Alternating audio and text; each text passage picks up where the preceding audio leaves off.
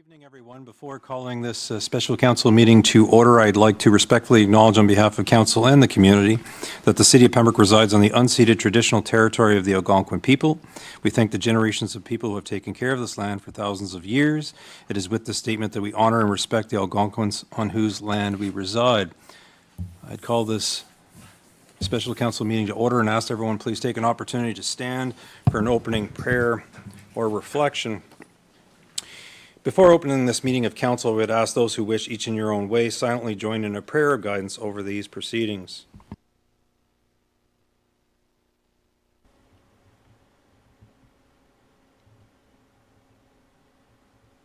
Thank you. Deputy Mayor, I understand you have a motion to move into a closed session. Yes, Your Worship. Motion for council to move into a caucus meeting on May 6, 2025. Moved by myself, seconded by Councillor Troy Purcell, that this meeting become a closed meeting to discuss advice that is subject to solicitor-client privilege, including communications necessary for that purpose, as per Section 2392F of the Municipal Act regarding the Ottawa River Transit. Thank you. Moved by the Deputy Mayor and seconded by Councillor Purcell that this meeting become a closed meeting to discuss advice that is subject to solicitor-client privilege, including communications necessary for that purpose as per Section 2392F of the Municipal Act regarding Ottawa River Transit. Those in favor? That is carried. We'll now move into a closed session.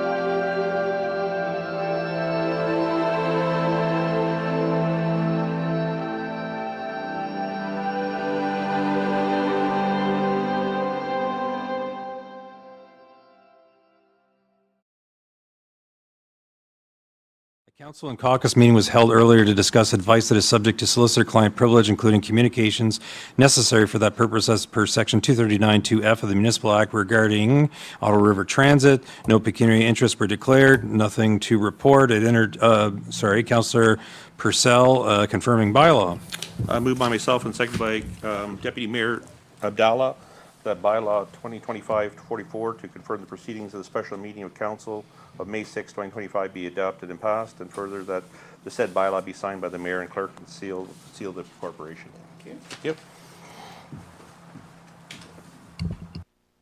Moved by Councillor Purcell, seconded by the Deputy Mayor, that bylaw 2025-44 to confirm the proceedings, special meeting of council, May 6, 2025, be adopted and passed. Further, that said bylaw be signed by the mayor and clerk, sealed with the seal of the corporation. Those in favor? That is carried. Motion to adjourn. Councillor Keel, Councillor Plummer, those in favor? We are adjourned. Thank you.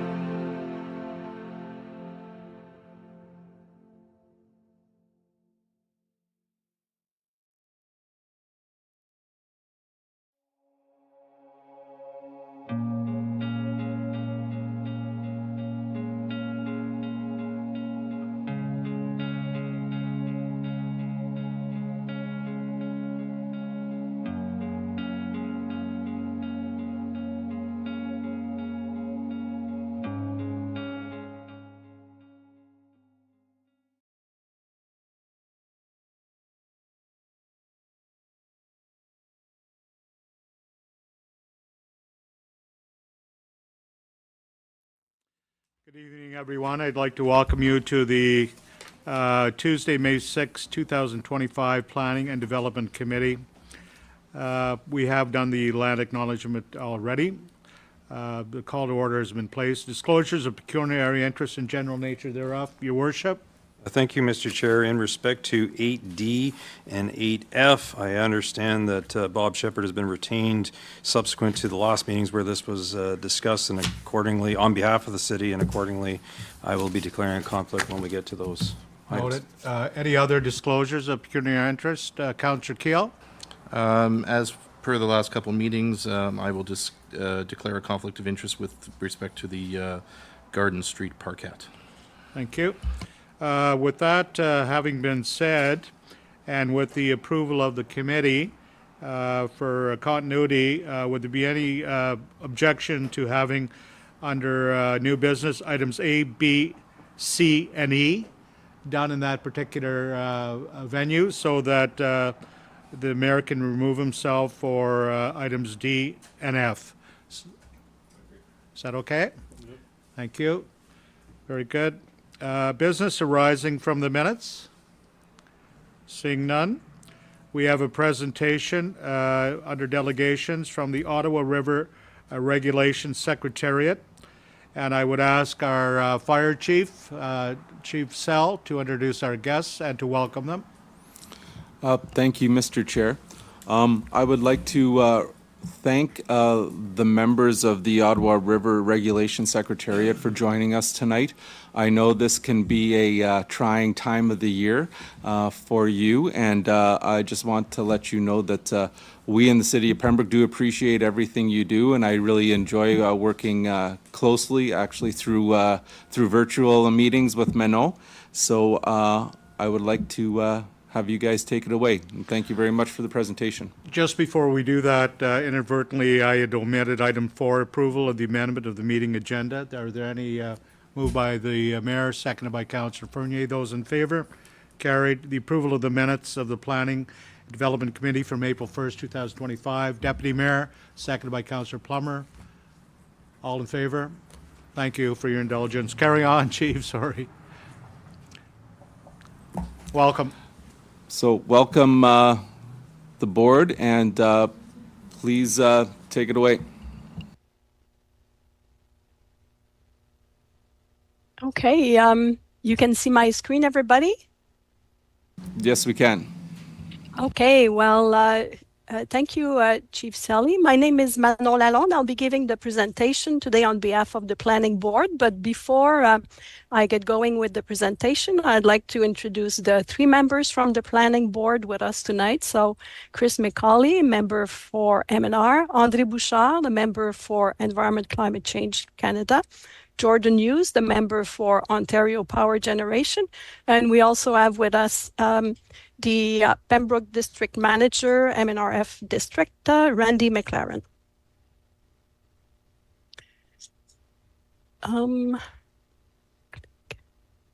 So the presentation has 3 parts. It has some 25 slides, but I will go quickly over some of them, and we can come back to those if there are any questions. So first, talking about the Ottawa River Basin and the Planning Board.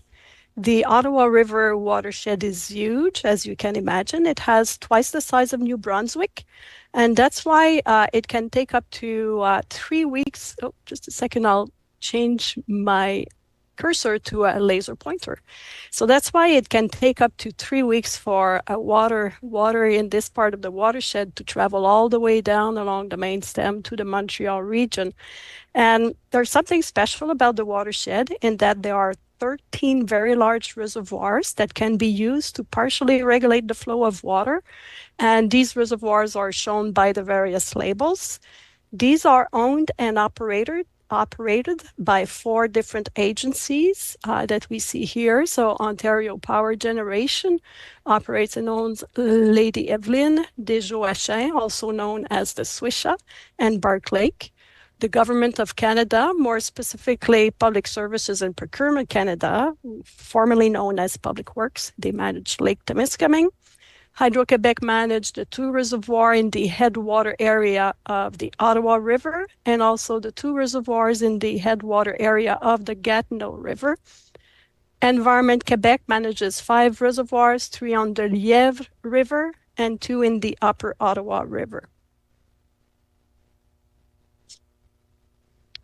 So the something that some of you might remember is that in 1974 and 1976, there was widespread flooding along the Ottawa River and the Montreal region.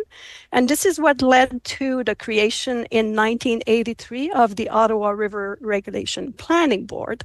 And at the same time, there was also the Regulating Committee that was established and the Secretariat. So I work for the Secretariat. The main role of the Planning Board is to ensure that the flow from the principal reservoirs of the basin are managed on a collaborative basis to reduce impacts of floods and droughts. There's also a secondary role, which is to ensure that hydrological forecasts are made available to the public and government agencies for the preparation of flood-related messages, such as flood warnings. So under the agreement, that's the structure of the three groups. So we have the planning board, that is the administrative group. It also has a general policy function. We have the regulating committee, that is the cooperative unit for the day-to-day operations of the principal reservoirs, and it is comprised of the 4 agencies that operate the principal reservoirs, so the same that we saw on the previous slide. And in Ontario, the MNR is an associate member because it contributes important hydrometeorological information, and it plays a key role in disseminating information in Ontario, and we will get to that later on. The Secretariat provides support to the regulating committee, and it also acts as the administrative unit for the planning board.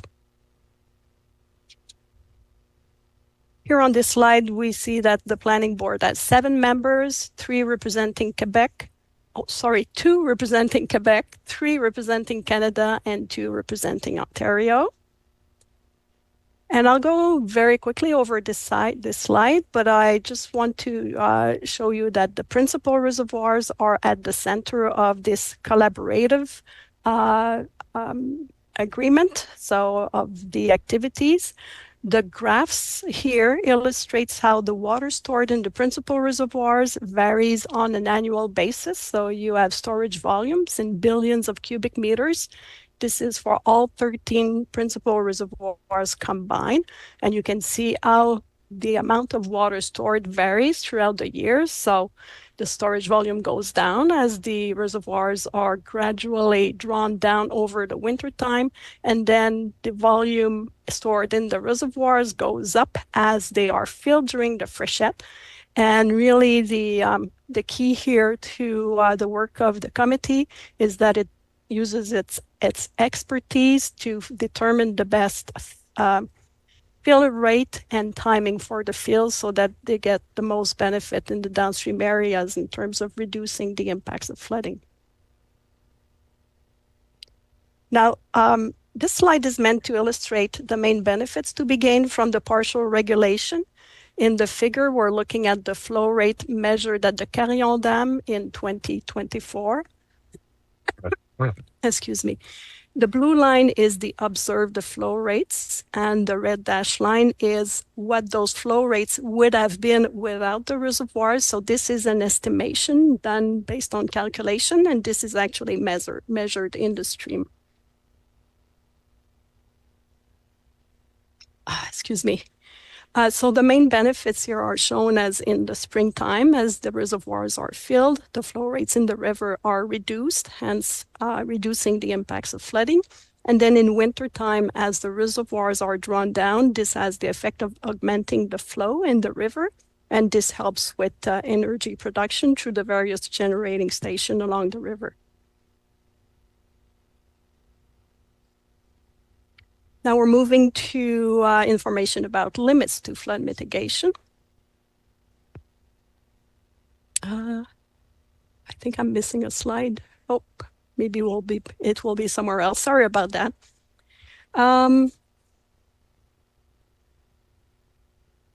Yes, okay. So this slide is there to show that the Ottawa River behaves mostly like a natural river in the spring.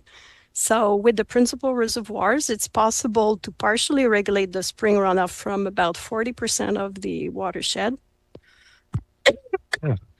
In the rest of the basin, there's no storage to hold back to spring runoff. And although there are several dams with generating station along the main stem of the river, like Chenot, Shaw Falls, Carillon, these are run-of-river facilities which pass flows during high flow periods such as the freshet.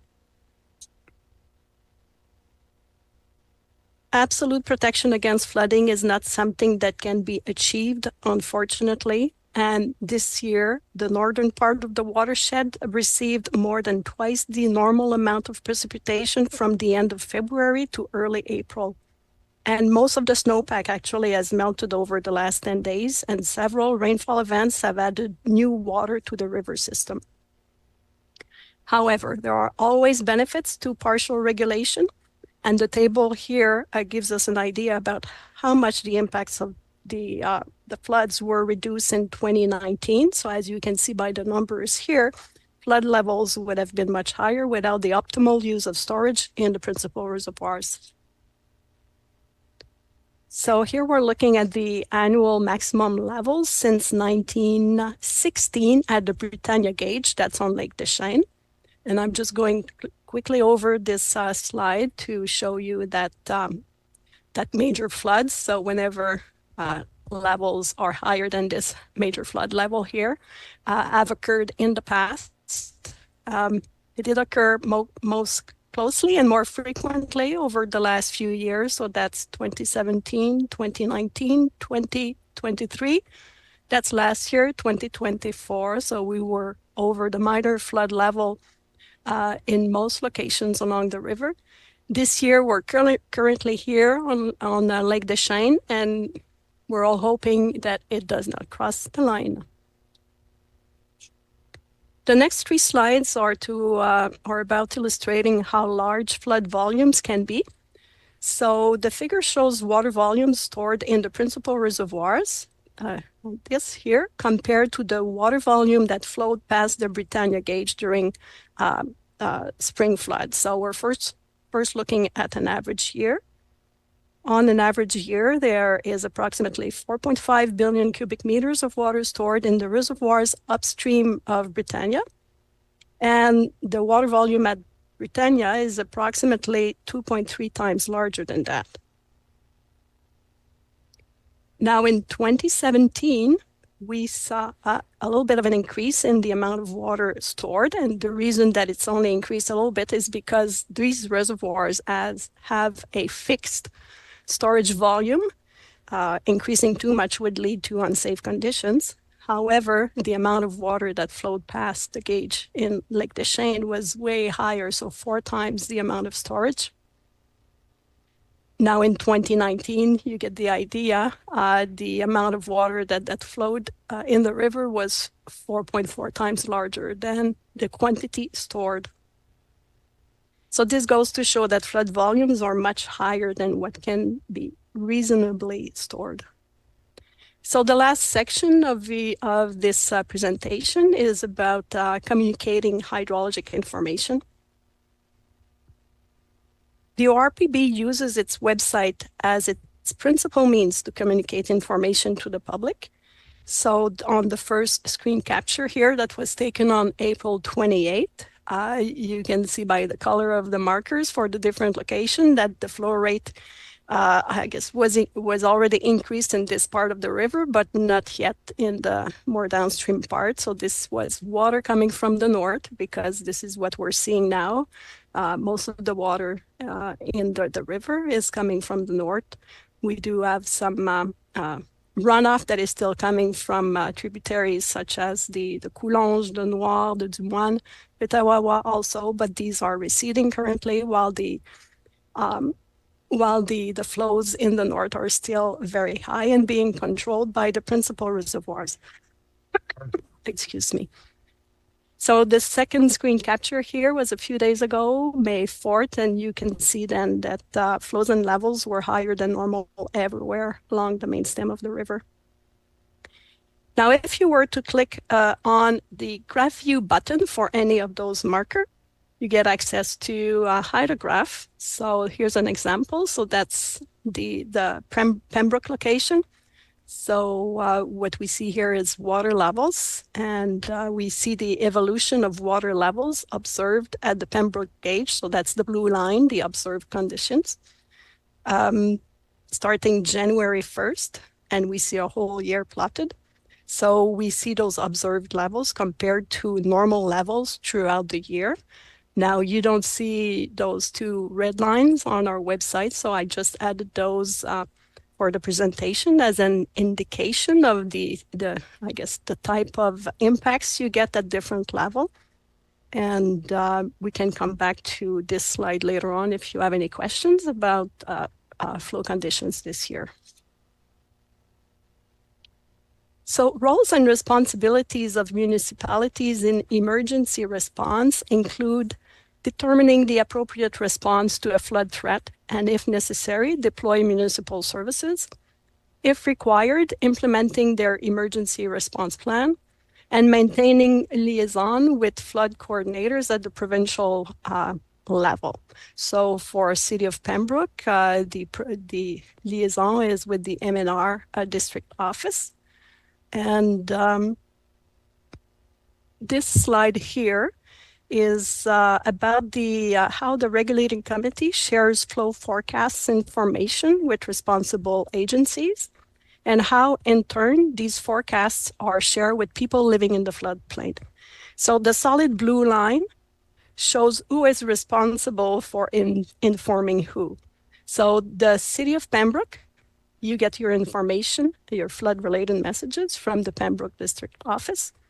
In every step of the information, I guess, pathways, there are various websites where the public can go and get information from themselves. So we have our website here. In terms of flood-related messages, you can find the messages from the Pembroke District Office on this Ontario website, ontario.ca/flooding. And this is an example of the flood-related messages that you get from the Pembroke District Office. I believe this one was the latest one, being valid until May 9. And in terms of closing remarks, this is what we have also on our website. These are just general remarks, but still valid for every presentation. So it's important to remember that the Ottawa River is only partially regulated. In spring, the river is largely at the mercy of natural snowmelt and rainfall events, and flooding has occurred in the past and will occur again, and droughts can also occur. The committee monitors river condition all year long and optimizes the use of principal reservoirs to reduce impacts of extreme events in the Ottawa River, along the tributaries where the reservoirs are located and down to the Montreal region. If one's home is located in the river floodplain, it's important to know how to stay informed and be ready for all river conditions. And the governments of Canada, Ontario, and Quebec collaborate with Ontario Power Generation and Hydro-Quebec to support the work of the Planning Board, including the committee and the Secretariat. And this concludes the presentation. Questions, members of council? Councillor Purcell. Thank you very much for your presentation. Very much appreciated. As somebody that was been, really affected in 2019 and 2023 and insurance claims, you talked to a lot of individuals that had to raise their homes at significant cost, and trying to understand in terms of the processes that are in place to control what is controllable. And you look at some of the information that's available in regards to levels around Pembroke. And what I don't understand, if I take this glass, okay, and if I reduce this by a quarter, say in November or October, and I add a glass of water to it in the spring, right, a quarter overflows. If it's half full and I add a full glass, a half overflows. People that live along the river identify certain trends, and it's something has changed, and I don't know what has changed. And it's in regards to the levels in the fall. The levels are left high, and it's plain as day. You can see it on the chart. There is very little reduction in terms of the levels in January, February, even October, November. Very little. We all remember back in 2019, in terms of May, where we had, it was at 113.49, was the highest level. One only has to go and look at our marina right now and see what some of the conditions, it wasn't all about the flooding, but it also attributed with the strong winds that we had in terms of a storm. There's got to be some sort of better control mechanism in place. Is there homeowners that sit on any of these committees that are actually impacted year after year after year? They're tired of sandbagging. They're tired of rebuilding their homes every couple of years. They're tired of spending additional dollars to raise their houses. Something has to be done. You talk to Mayor Nicholson out of Whitewater, he's impacted right now. They've been impacted since April. There's roads that people cannot get into in regards to emergency services that can't service those individuals. This is a safety issue. And I continually see, the collaboration by this committee, in terms of your committees and the Secretariat, that really don't answer the questions. There's better controls that are in place. We have to find better means in controlling this in place. There's times that the water level is really high around Alumet, and the reserves are empty, bone dry. You're flooding people out down here when they're bone dry up top. So, I mean, people can see this. You can see on the posts. Something doesn't make sense here. And I just want to understand a little bit better, why are the levels not brought down in the fall, an additional, not even half a meter, to allow in the spring from the freshet, in terms of the runoff, to accommodate that? There's got to be an economic reason, but I know you're trying to protect Montreal and Ottawa, but you shouldn't be at the expense in terms of those individuals that live, along the Ottawa River up here. So that's my question. Can anyone respond to Councillor Purcell's inquiry? I can give it a try. There are many questions in there, many many ideas that are often mentioned by residents, but I do believe that most of these questions have been answered by through our website, but also through the various webinars and information sessions that OPG often has. But let me just mention a few things. So one of the last things you mentioned is protecting Montreal. So water flows downstream, and water is being retained in the upstream reservoir. So in order to protect Montreal by storing water in the upper Ottawa River, everybody else in between is protected. It's not possible to reduce the flow in Montreal and not reduce it in Pembroke first. So I know this is a popular idea that Montreal is protected first, but it's not the case. Everybody benefits. Anyone located downstream of a reservoir benefit from the storage in that reservoir. So that's one thing. You mentioned something about levels in the fall being high, being an indicator that there would be a flood the next spring. I think you mentioned something like that. Mm-hmm. So I know that's also a belief that a lot of people have, but we do have a piece of information on our website, and I can share it after, a link to it. I think it's human tendency. It's very normal for people to notice certain things that will confirm their beliefs. So when there's a fall with high water level and flooding the next spring, people remember that. But when there's a fall with high water levels and no flooding the next spring, people forget about that. So there is no link between high fall water levels and the next spring levels. There's no link, and we can prove that. So I can share the link later on about this. Now, you also talked about location on the river being dry while it's flooding elsewhere. Mm-hmm.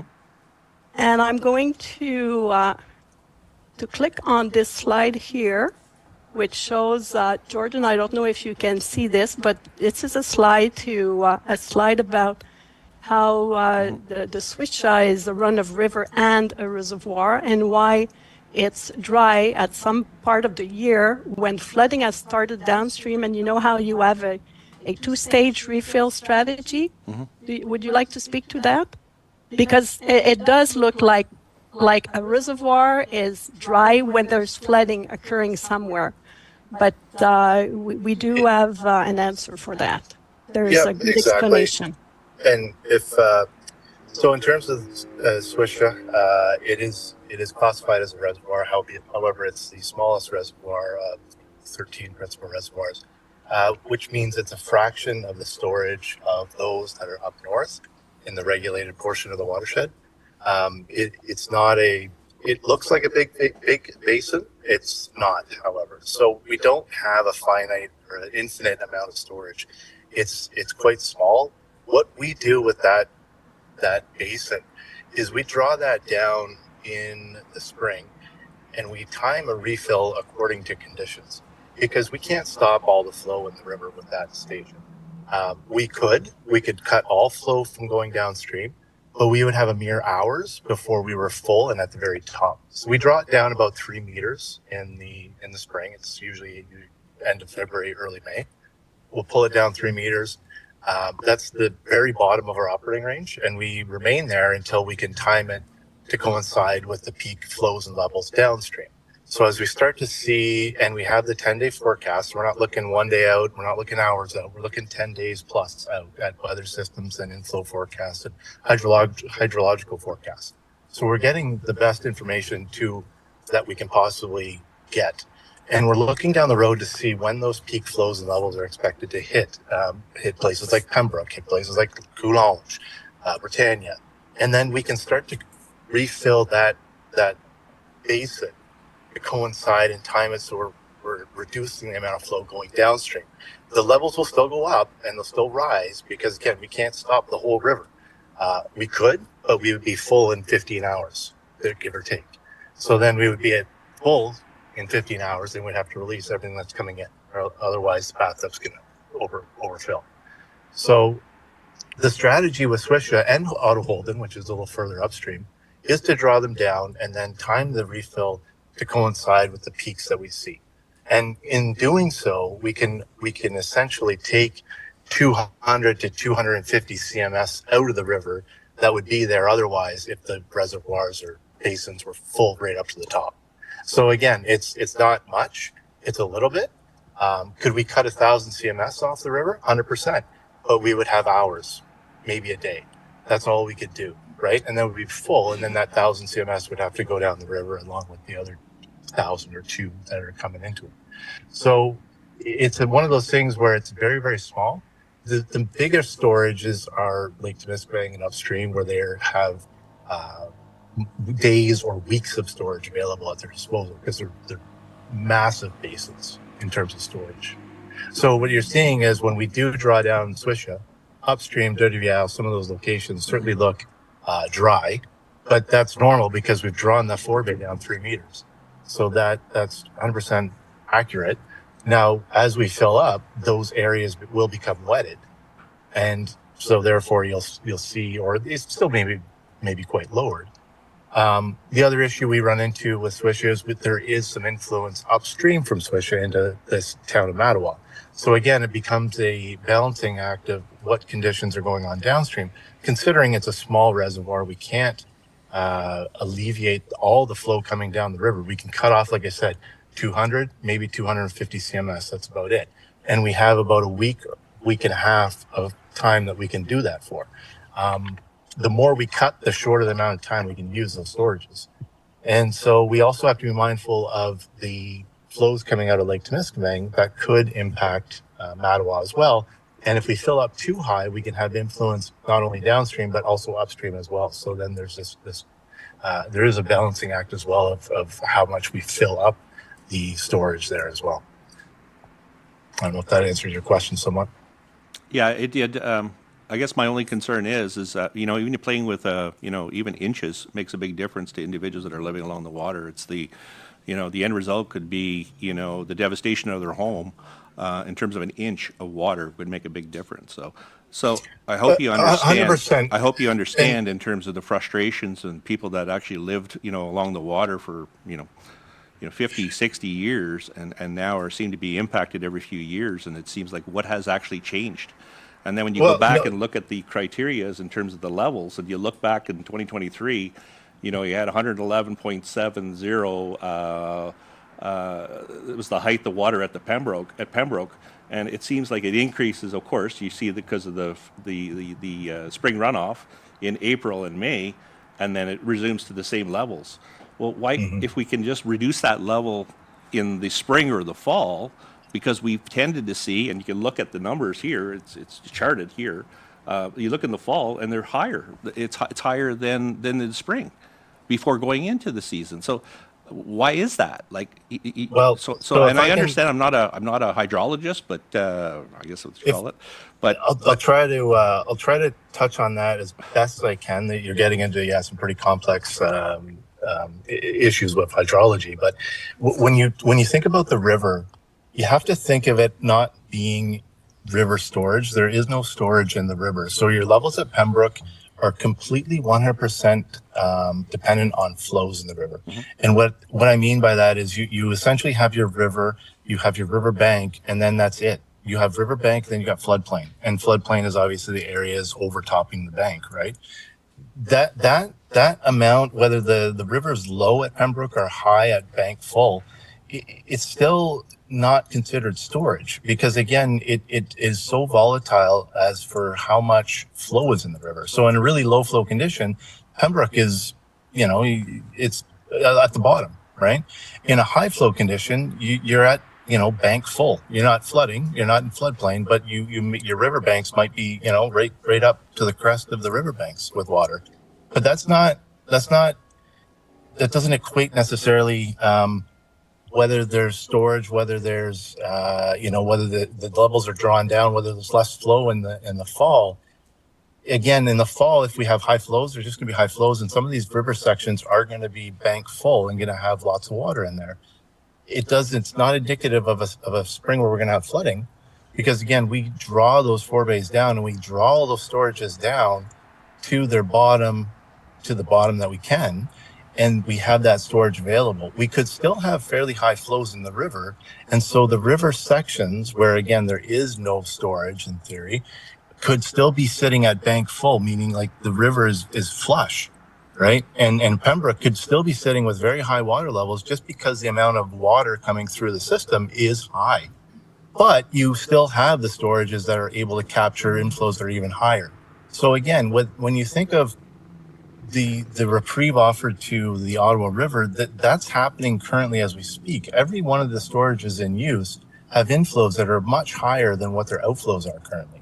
And it's the same with our stations at Ottawa Holden and Desjouacheng. The same applies. We have inflows that are higher than the outflows because we're putting that water into the bathtubs. And when you go further up north, it's quite a greater extent. As I said, we're taking about 200 to 250 CMS out of the river. It's even greater at Lake Temiskaming. It's upwards of 500 to 1,000 CMS, sometimes a discrepancy of what their inflows are to what they're releasing down the river. So again, if they were full, if that bathtub was full, if they had 3,000 inflows, their outflow would have to be 3,000.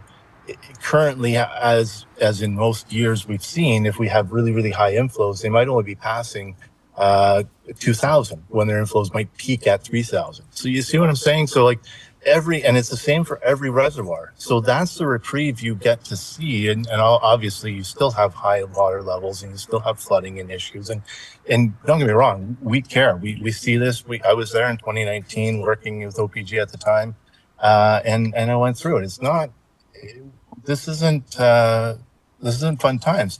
We've been dealing with some really significant meteorological events in recent years, which are a bit uncommon, certainly. But if Manon could actually pull up a slide, something to point out with the Britannia slide, and something that's quite noteworthy if you look at because we have 100 years worth of data plotted on this slide. Now, what I want to draw your attention to is, I don't know if you can see the ebbs and the ebbs and flows in terms of the ups and downs and those peaks. Mm-hmm. So you can see that there's decades in the past 100 years that are generally wetter and decades that are generally drier. It's a natural hydrological cycle. We have wet decades, we have dry decades. We've had major flooding in the past. 1927 or 28, I believe, was a major flood. The 70s, there was 2 recurring floods, I think 77, 79. We've had significant flooding in the past. We've had really, really dry periods and decades in the past. And I mean, an example we can use are the Great Lakes. They were drought-like conditions in the 90s, right? And now they're flush, they're full, they're above average, certainly. the 90s, they were talking about dredging some of these transportation routes because there was so little water in the Great Lakes. And if you look at the 90s on this plot, you can see the Ottawa River was in a very similar situation where, we got above minor flooding a couple of times, but generally speaking, that whole 2 decades or so was pretty dry. So when we talk about the history of the Ottawa and the recent history, yeah, the 80s and 90s and even early 2000s were pretty kind to the Ottawa River. There wasn't any flooding. There were generally some dry decades in that stretch. Unfortunately, now we're into a pretty wet decade. We've seen some really, really terrible events, certainly. Will it get better? Absolutely. But we're also dealing with climate change, and not to throw it all on that, but we're also talking about more volatility in our weather events. We're seeing rain events in the winter when we have snow on the ground. We're seeing melt events in the winter. We're seeing microsystems, microbursts that come through and drop 100 millimeters of rain in an area. So that is a lot to deal with when you have a finite amount of storage in your watershed. So there's some real complex situations that are going on, and it is unfortunate we've had these recurring years of high water levels and floods. But again, we've had conditions, and it's not the change in operations that have happened. It's a change of meteorological situations, essentially. Thank you. Councillor Fournier? Just a quick question. So I noticed there's only basins, so 60% of our basin do not have any reservoirs. So I beg to ask the question, I dare to ask the question, with the fact we know about weather change and these storms that come and these surges, is there any thoughts or indications that possibly additional basins are required in that 60% that could mitigate that flood possibility? So I'm wondering why. I understand that the northern region obviously has the largest melts, but if it's not catching enough and this is going to be repeating itself, why, or is it being explored, or like maybe there's no place to put these reservoirs? Do you have an answer to that question? Yes, thank you. I can answer the question. It was explored. It was explored early on, just before the board was created. They had actually located a few additional areas in the headwater area where there were some valleys where there could be additional storage, because you do need to have a certain landscape to put a storage. A valley is best, and you need to build a dam across the valley and flood a lot of land. If you have a reservoir, you want to be able to fill it up with water. So anyone, along the valley who's already built there needs to be displaced. They need to move away. Land is flooded. So for example, when the Joachim Dam was built in the 50s, I believe it was, correct me, Jordan, if I'm wrong, around that time, there was a village called Deux Rivières, Two Rivers, who was flooded, and they needed to be moved upland, right? So all of the good spots have been taken already. And we've looked into how large a reservoir would be needed to prevent major flood from impacting people built along the main stem of the river. And the size of this reservoir is just huge, and there's no place to put it. It's just not feasible. Even in the 80s, those smaller reservoirs that were being looked at, it was found out fairly early in the 80s that the cost of building those reservoirs outweighed any potential benefit. So they would be so expensive. And that's before we had environmental impact studies. That's in those times, I guess it was more acceptable to build new reservoir, flood land, and displace people, change the landscape. And nowadays, the idea of new reservoirs is less and less entertained by. We rarely meet people, engineers, who support this, as they look at the lifespan of the structure, the ongoing maintenance costs, And also there are social effects. The more you control the water, the more it encourages further development in the floodplain. So I know that over government are looking at various means, let's say, of mitigating impacts. But new reservoirs, it's not really a global solution for the main stem of the river.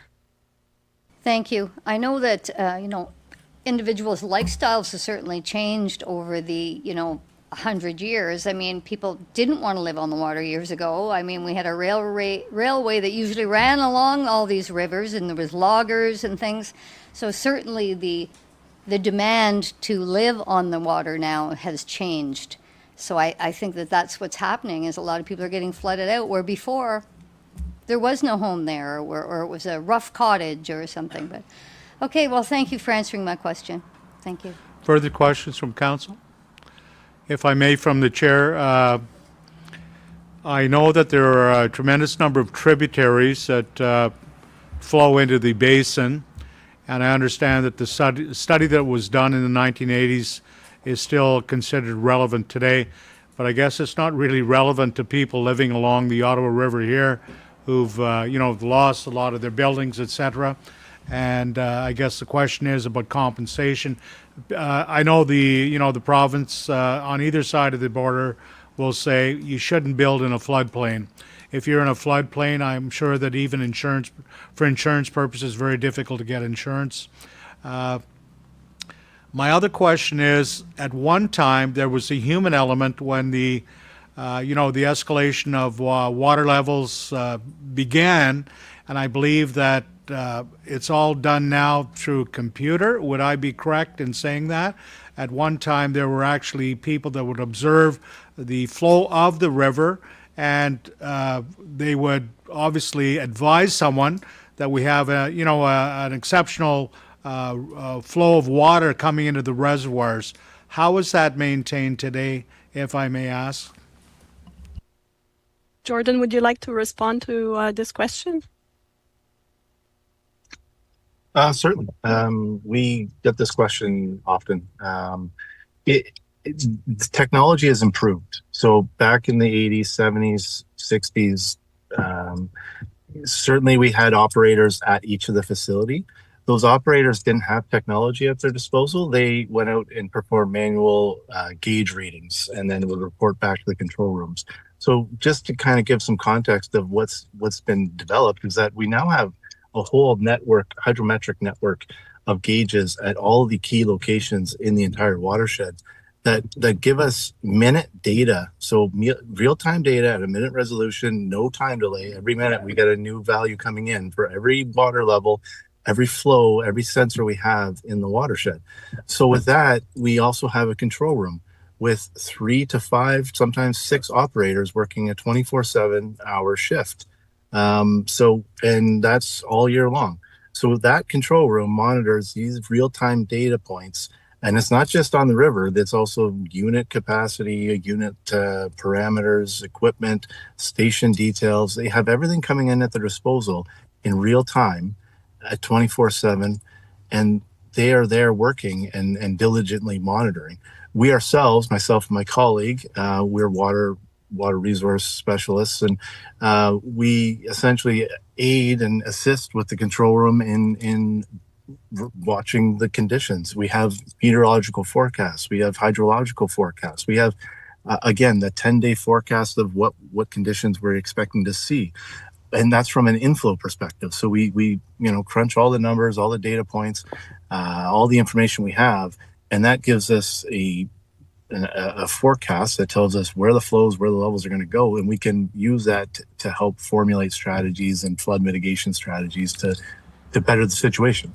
So in terms of computers, yeah, we rely on computers 100%, but there's people reviewing the data that's coming in. There's people that are assessing conditions and making decisions that to pass more or hold more water.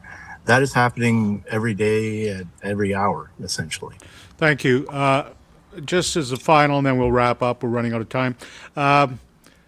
Who actually gives the order to open the dams? Are they located in and around the dams, or are they located way off site somewhere, let's say, Toronto? So for OPG, we're broken into regions. There is an office in Toronto, but there's no regionally. Our control room and our head office is in Renfrew, and our control room is in Cornwall, Ontario. And there's a lot of talk of it having moved from Cheneau down to Cornwall. There's no difference whether it was operating Cheneau or in Cornwall. It's still, even in Cheneau, it was a remote operation. So these are remote operations in terms of, again, all the information's coming to those control centers, and it's the information's there. The decision to dispatch or increase or decrease flows comes from those control centers. And those control centers then will relay. They can do it in real time in terms of from the control room. They can also dispatch staff if necessary, because each one of these stations we have on the Ottawa River have 20 to 30 individuals who work there. They're a work center. So if necessary, if there's ever an issue of a gauge going down or whatever the case might be, or a public safety need to raise a gate, the control room can make the call out to the staff at any given day or time and of day and night, and they can have people on site immediately to assess whatever needs to be assessed at the time. So again, decisions and monitoring is happening at Cornwall. There's no change of where it is essentially, and myself, I work, and my colleague work out of Cornwall as well. Thank you, Jordan and Manon, for the insightful review of the Ottawa River water flows. I guess we're going to have to live with the climate, and I appreciate the information. Thank you. You're welcome. Thank you very much. We're going to move on with the next item of business. Under new business, CIP request for 96 Pembroke Street West. We'll have our communication officer, Ms. Sutherland, give us an update. Thank you. Thank you. So the Community Improvement Panel recommends that $386.70 is granted to Angela Cadeau and Sarah Chartrand, tenants of 96 Pembroke Street West, for the Community Improvement Plan Downtown Heritage Facade Improvement Grant.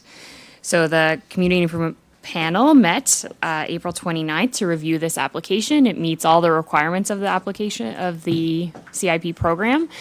This is a new tenant for a new business downtown looking to replace their sign. Other facade work has been done at this location previously, and so now we have a new tenant in getting a new sign. So according to the provided low quote, $773.40 is being, plus HST, will be spent on the new sign. And so based on the guidelines, 50% of the work can be reimbursed to a maximum of $5,000. Therefore, this applicant is eligible for the $386.70. Deputy Mayor? Thank you for the report. I would motion that we accept the recommendation. Moved by the Deputy Mayor, seconded by Councillor Keel. Further discussion on this item? None. Those in favor? Against? Carried. Thank you. Carry on.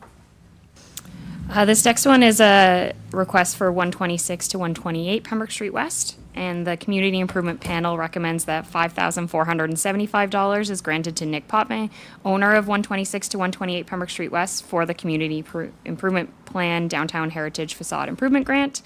So again, the panel met April 29th to review this application. It meets all the requirements of the CIP program. Here we have, they're replacing a door on one address and then a commercial window on the other address to more efficient options in that place. So according to the provided low quote, $10,950 plus HST will be spent on the new window and door. Based on the grant guidelines, 50% of the work can be reimbursed to a maximum of $5,000 per entrance. Therefore, this applicant is eligible for $5,475 under the grant. Thank you. Deputy Mayor?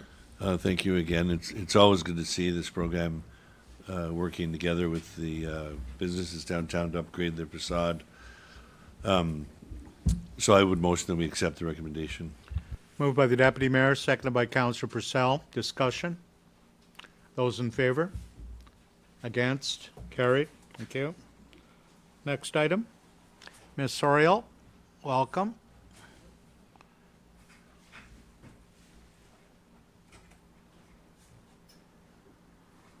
So good evening. Michaela Cuno, our bylaw enforcement officer, is going to present this report to council, or to committee, sorry. Thank you, Michaela. Carry on. Thank you. The recommendation is that the Planning and Development Committee consider the proposal to transfer the responsibility for the management of downtown parking meters from the Municipal Bylaw Department to the Pembroke Business Improvement Area and select one of the following options. Number 1, not to proceed with the pilot program. Number 2, to allow a 6-month pilot project effective July 1st, 2025 through December 31st, 2025. Or 3, make the pilot permanent. If this pilot project is approved, revenue generated from coin collection of the parking meters will be retained by the PBIA. In 2024, the coin revenue collected from the downtown parking meters totaled $32,214. The city will continue to retain revenue from parking tickets and will maintain administrative duties such as entering tickets, handling complaints, mailing conviction notices, etc. Under the current agreement, the PBIA transfers the city an annual amount of $21,000 to cover the cost of maintaining parking lots and lost revenue from parking meters for various free parking events. For the duration of the pilot project, the PBIA will not transfer a portion of this amount to the city. Instead, the PBIA will reduce its payment to the city by an amount of $5,250, resulting in a reduction of the levy for 2025 from $21,000 to $15,750. Again, in 2024, the revenue from the parking meters totaled $32,214. Therefore, by offering the 6-month pilot project to the PBIA, the Bylaw Enforcement Department will lose approximately $17,921. I apologize, there's an adjustment. We noticed an error in calculations. So just again, the pilot project to the PBIA, the Bylaw Enforcement Department will lose approximately $17,921 in revenue for 2025. It is also anticipated that the revenue for expired meters would be less than the average 3-year level of $11,535, as issuing parking tickets could be challenging for the PBIA to consistently enforce the parking bylaw without conflicting their mission to attract visitors to downtown. So there could be a greater revenue loss than anticipated. Approximately 25% of the department's total parking ticket revenue currently comes from tickets issued for expired meters. If this program becomes permanent, the Bylaw Enforcement Department expects to lose approximately $31,503.12 annually, along with a loss in revenue from parking tickets issued at meters. The main savings for the department would be staff time worth approximately $11,210.88 annually. This means all of the monthly parking meter duties would be eliminated for department staff if the PBIA took over downtown meters, and you can find the attached list of meters to the back of this report. Some background information.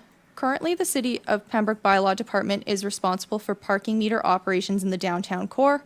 Councillor Keel has asked staff to investigate the matter of having the downtown parking meters managed by the PBIA. The PBIA has indicated an interest in this opportunity to pilot the management of the parking meters.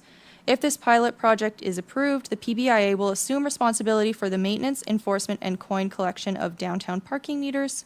As part of the pilot program, the PBIA will take over management of parking meters from July 2025 to December 2025 for a period of 6 months. This pilot is designed to assess the feasibility of the PBIA taking on long-term management responsibilities. To discuss, the proposed pilot would involve the PBIA managing the 108 parking meters currently located in the downtown core. A significant number of these parking meters are outdated and are no longer serviceable or programmable. This means the hourly rate cannot be increased without replacing a new meter. The cost of replacing the meters would include replacing interior mechanisms at a cost of $209 each, and the exterior housing units at a cost of $289 each, plus installation as needed. Approximately 70 meters would need to be updated at a cost of $14,630 plus HST just for the interior mechanisms. If the exterior housing units are required, then the total cost for 70 meters is $34,860 plus HST. The proposed pilot program will also include the PBIA enforcing certain sections of the parking bylaw at the downtown meters and weekly collection of coin from the meters.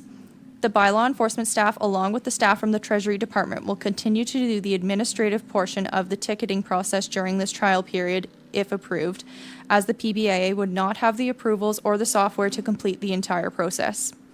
The bylaw enforcement staff will continue to monitor the parking lots such as Alexander Street parking lot, Market Square, Shamrock, Patterson, Marina, Waterfront Playground, Cockburn, and street parking. Parking ticket revenue from enforcement at the parking meters has averaged $11,535 annually over the past 3 years. Coin revenue from the meters in 2024 was $32,214. As well, the PBIA pays $21,000 on an annual basis to the city for maintaining parking lots and lost revenue from the parking meters for various pre-parking events.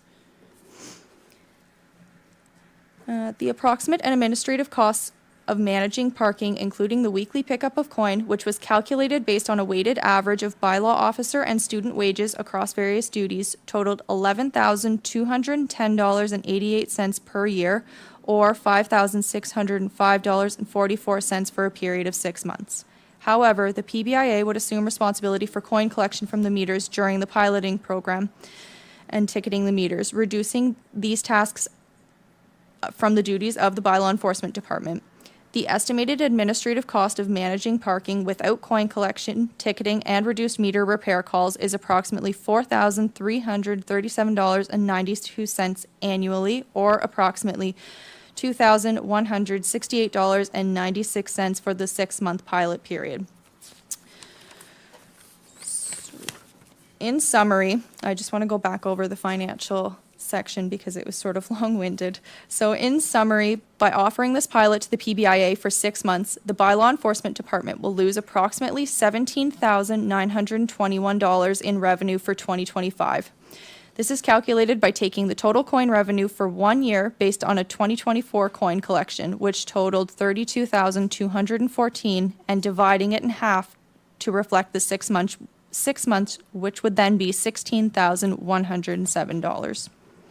Then adding the PBIA levy of $5,250 brings the total to $21,357. The amount of staff time is deducted, bringing the total loss to $17,921. This amount was also not budgeted for in the approved 2025 budget.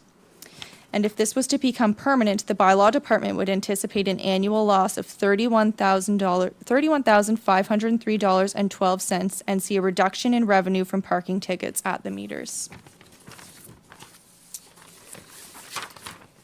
Finally, I've included some pros and cons of the proposal, just as a last part here. So pros of the proposed pilot include: it would free up time for bylaw enforcement staff to focus on other responsibilities and duties, such as property standards enforcement.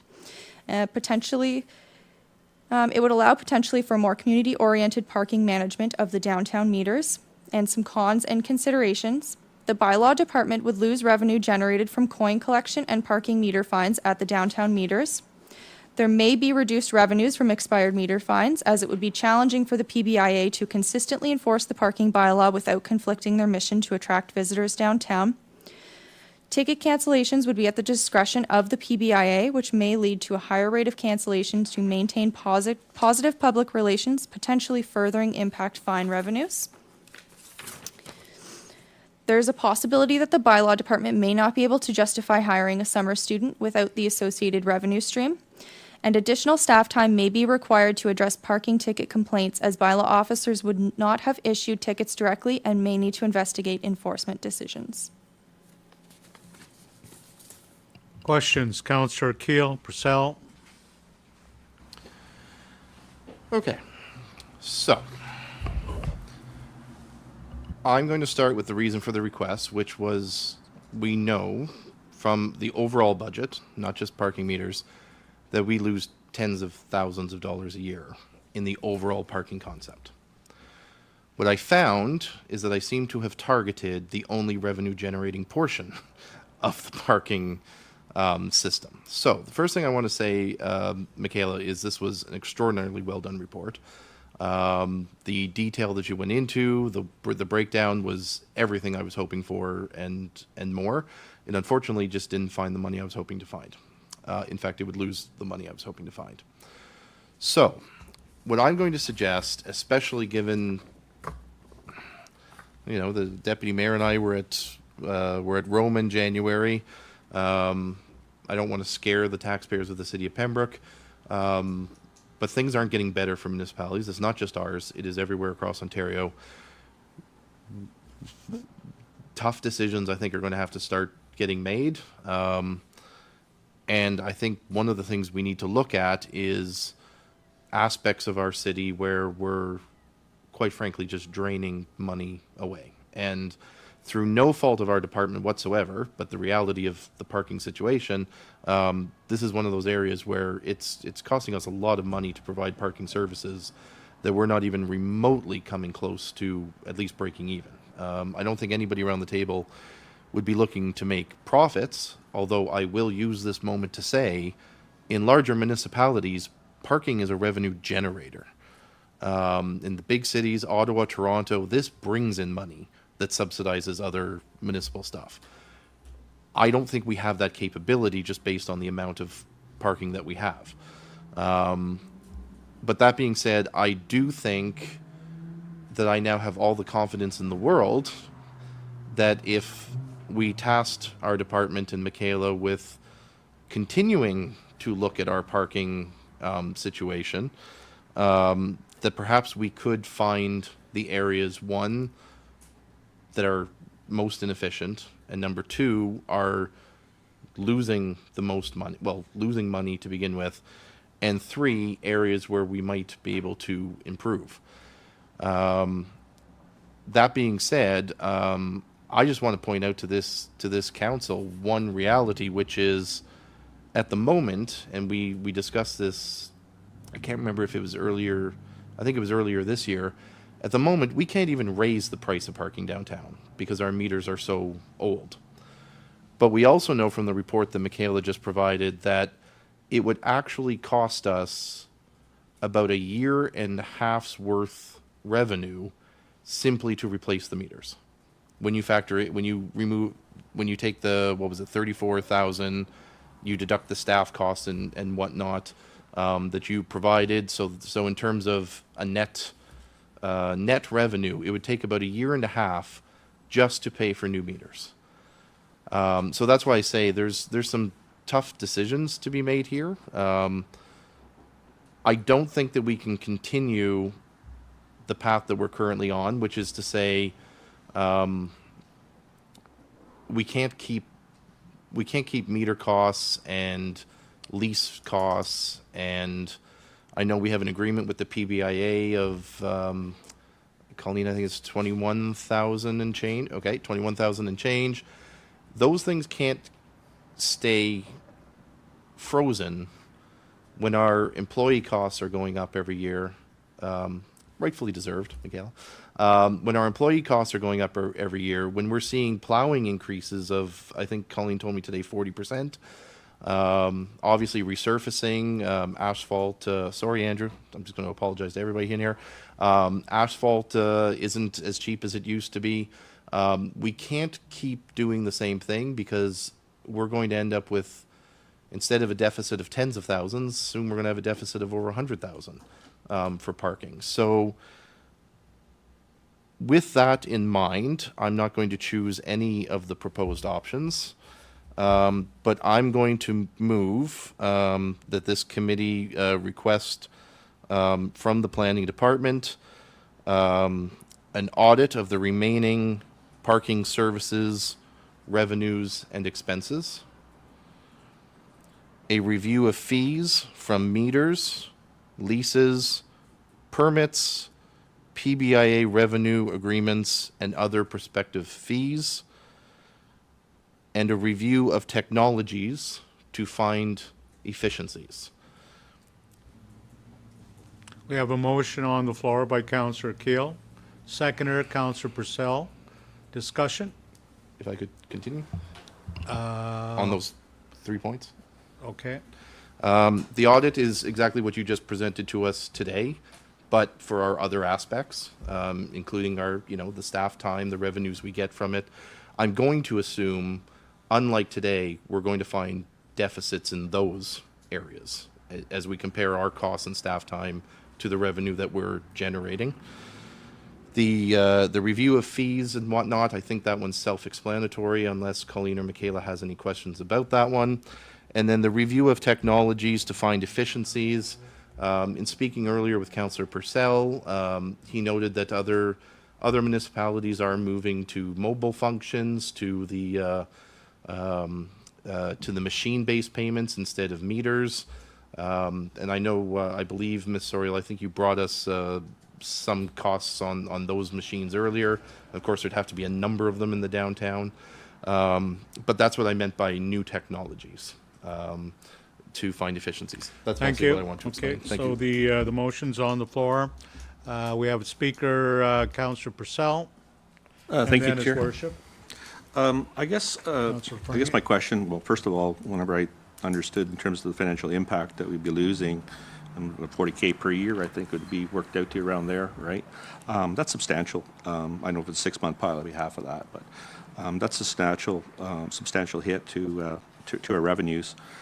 That being said, I kind of, there is a direction that we need to go, and we need to look at a long-term solution in regards to how we manage our parking. And looking at those technologies, because there are those technologies out there that would reduce, it'd actually eliminate the meters, for one thing, which would also help, snow removal activities and those kinds of things, less maintenance.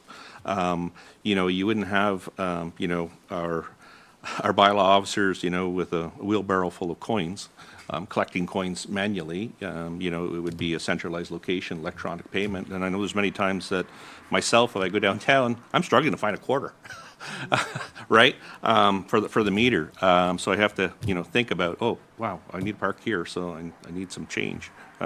So a lot of people are going cashless. I went that direction. So we need to kind of get with the times. Now, I'm not saying it has to happen tomorrow, but I do think that we need a strategy or a plan to look at how we're going to implement some of these technologies or future technologies that could enhance not only the revenue component piece, but also to save, time and labor costs, right? And we can focus those efforts to something that's a little bit more meaningful than collecting coin and counting coin or bring it to the bank or whatever, how that process works. So I do think that that's important.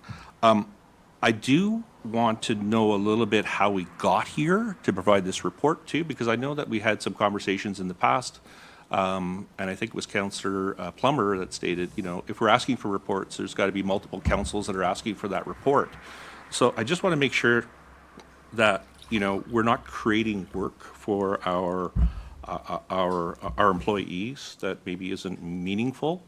I'm not saying that this is not meaningful, but it's pointing us into a direction where we kind of need to focus. But I think, if we have a longer term solution, I think we could kind of identify some opportunities that, would make sense and that we could fund over a period of time and not implement in 1 year, because it's costly to implement some of these technologies. But I think it's something that we need to start looking at.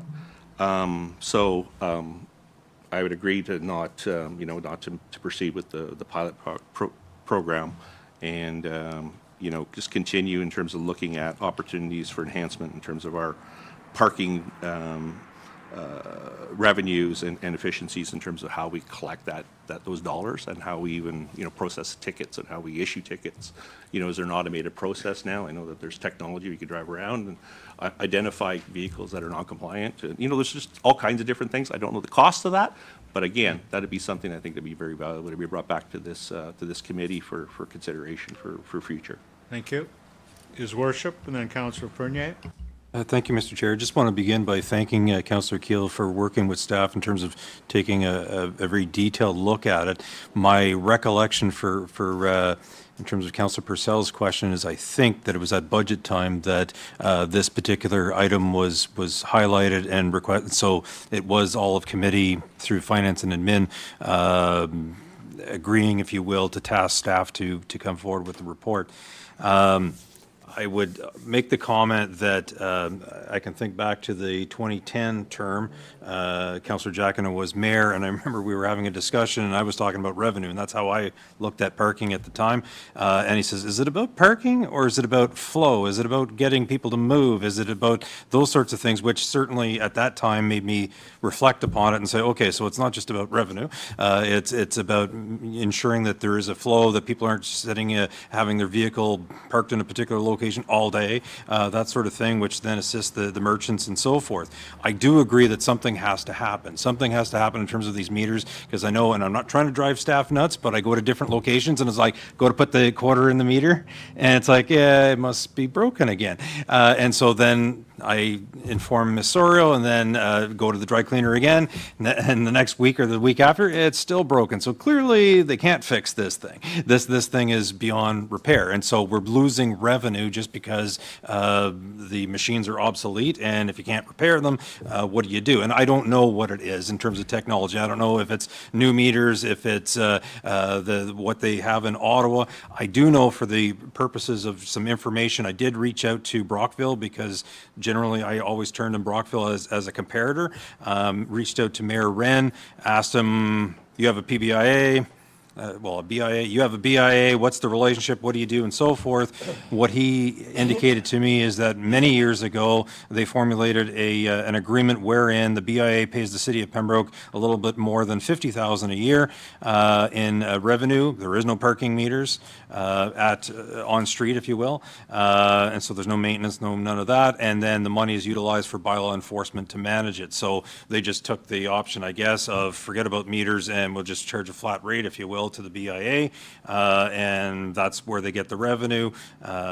So I'm very pleased by your comments and where you went with it, because I was expecting, okay, we're going to dig into this one, and no, it's not that, and it's being proactive and trying to figure out because we have to do something. As I can point out, one's near the library every time I go there, one is on Frank Niber Way. Like, I can point out where the meters are, where you can park for free, and just something has to happen, something has to give, so that and it's. I don't want the public to think it's, the mayor's just trying to, drum up funds or whatever. I do have in the back of my head Mr. Hamill coming here saying, you need to be cognizant of, we're trying to ensure that there's a vibrancy in the downtown, and if you price the parking meters too high and so forth, will individuals come to shop and so forth. So that is in the back of my head, but we do need to do something. So Thank you, Your Worship. Councillor Fournier? No, it's fun. Thank you. Deputy Mayor? Thank you. So it's always good to talk about parking. I sit on the PBA, and our family had a store downtown for 60 years plus, and you'd be selling a washing machine, and the customer said, I got to go fill the meter, 25 cents, and some of them would come back and some of them wouldn't. But anyhow, during COVID, before COVID, we tried to get a 6-month pilot for free parking on the main street and side street. Then COVID came along, and we were getting money, so it skewed all the data, and we were getting money from the province, thankfully, to offset the loss of revenue and help the merchants with the free parking. I have a question for Ms. Sorio. What is the cost of these kiosks that for example, Ottawa uses automated kiosks where you get a ticket, like at the courthouse, you said? Through you, Mr. Chair.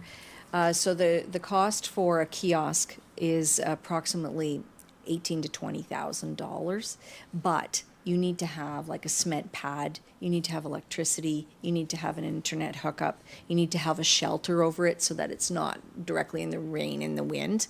So a setup cost is quite expensive, and then we'd have to have like maybe, 4 to 5 downtown, and then that would take a while to recoup. So it would be cheaper to get new meters versus the cost. But again, that can be all part of this new report that we're going to talk about that will come forward. Yeah, and could you include in that report the cell phone?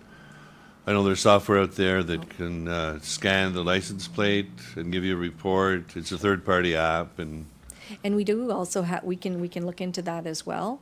And there is also what we call Honk Mobile downtown, so that it's on the meters. There's a little sticker, and so that's, you download an app, and then you say you're sitting at the restaurant and you wanted to have more dessert or whatever, you can then use the app and you can add more money to that meter. So the bylaw officers have the function on their phones to see who is using the app and at what location that they're parking, and then they won't get a ticket. So there is another option other than putting coin in, but again, it all depends on who's using it and who wants to use an app and things like that. But we can add those, the ticketing thing. So I just want to say, it's good we're talking about parking.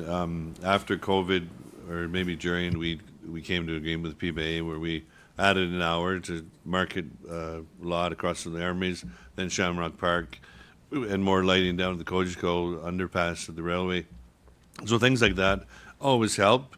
And the main goal, as we all know, is to have a good customer experience. But keeping in mind the expense, it's so important. Thank you, Chair. Thank you. Further discussion? If not, I believe we have a motion on the floor. Oh, sorry, final. Final, I was just more or less in terms of the Honk mobile app. Is there an opportunity for the city of Pembroke and the PBIA to put a little bit more communications in regards to the Honk mobile app? I know I haven't seen anything in terms of, Could be some discussion that would any move type forward. of, communication strategy or. Through you, Mr. Chairman, we can add that to our website. We can talk with PBIA as well as to getting that out in their newsletter and things like that as well. Okay. Councillor Keel, final, and then we're going to call. Very vote. quick. Do we know what the uptake is for the Honk mobile app? Even a general good, not good. Through you, Mr. Chair, to try and answer your question, Councillor Keel. It's very minimal. I don't even have an approximate, but it is typically the people that utilize that app are people that are employed downtown, and it's typically the same vehicles. We're seeing the same license plates popping up on the app when we open it to go and do parking patrols. Very minimal. And if I could just add, there's not a big uptake on it. There is no cost to the city because it's a percentage of the amount that's from the parking revenue that's paid, like a small percentage to the Honk Mobile. So, but yes, there isn't a big uptake.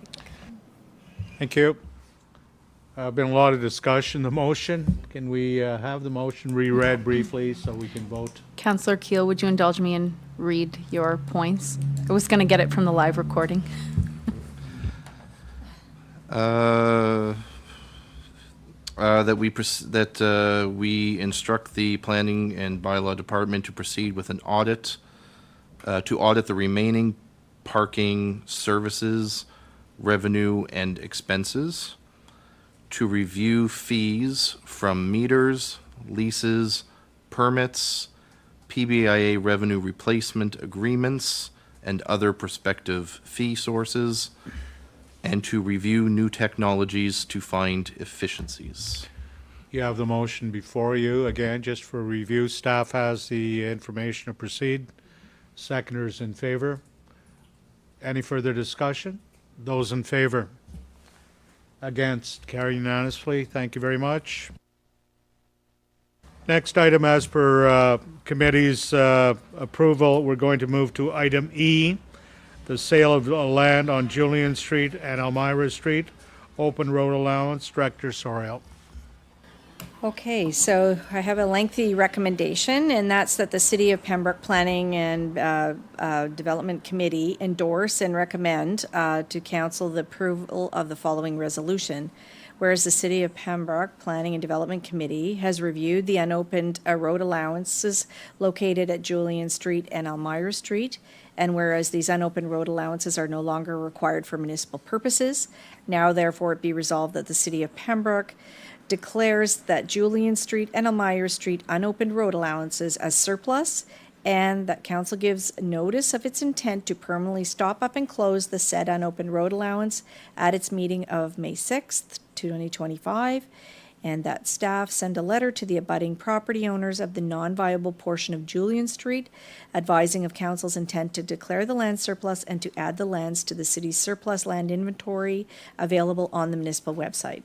And further, that a subsequent report be forwarded following the completion of the 20-day public comment period, recommending the sale of the two properties of land together with a proposed development agreement. So in regards to financial comment, if these lands are developed, they will bring additional residential taxes would be received. Secondly, the cost of acquiring the Julian Street Road allowance would be approximately $2,787.84 plus HST, plus the cost of a survey. The cost to acquire the Elmira Street Road allowance has been determined by a recent appraisal of $135,000. And the cost of both pieces of land, the appraisal for Elmira Street Road allowance and the surveys, would be all at the purchaser's expense. The purchaser has agreed to pay the city the $2,787.84 plus HST for the purchase of the unopened portion of Julian Street. So at the February 18th council meeting in caucus, direction was provided to staff to sell a portion of Julian Street Road allowance, which was between Norman and Elmira Streets, to allow for the development of a 14 residential unit development subject to a rezoning. Further direction was provided that should the developer wish to purchase the unopened portion of Elmira Street, that then staff is to have the land appraised. So the potential purchaser has indicated an interest in purchasing the unopened portion of Elmira Street, and Rivington Appraisers has appraised this land at $135,000. There are no development plans for this piece of property at this time, and based on this appraisal, we have not heard from the purchaser if he is still interested.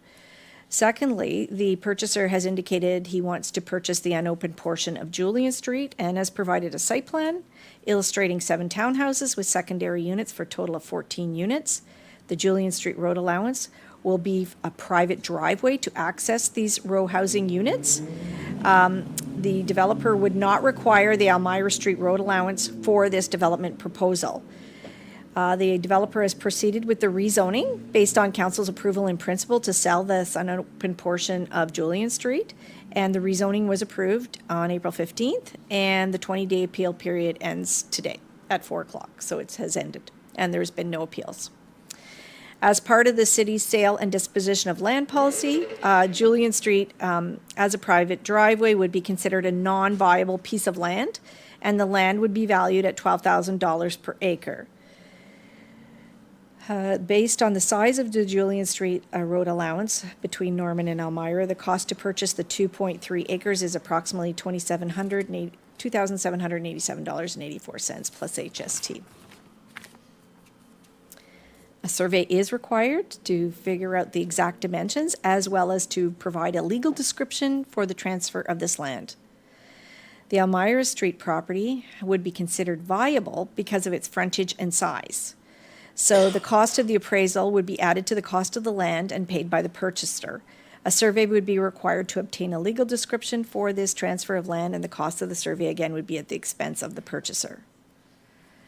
As part of the city's sale and disposition of land policy, council has to adopt a resolution declaring the subject lands to be surplus. The policy also states that notice shall be given to abutting landowners of any non-viable lands, so abutting landowners next to the Julian Street unopened road allowance, and they have 20 days to comment. In regards to viable land, Elmira Street, public notice of the proposed disposal of viable lands would be posted on the city's website for a period of 20 days. Once direction is provided to declare the land surplus, a letter will be sent to the abutting landowners of the non-viable lands.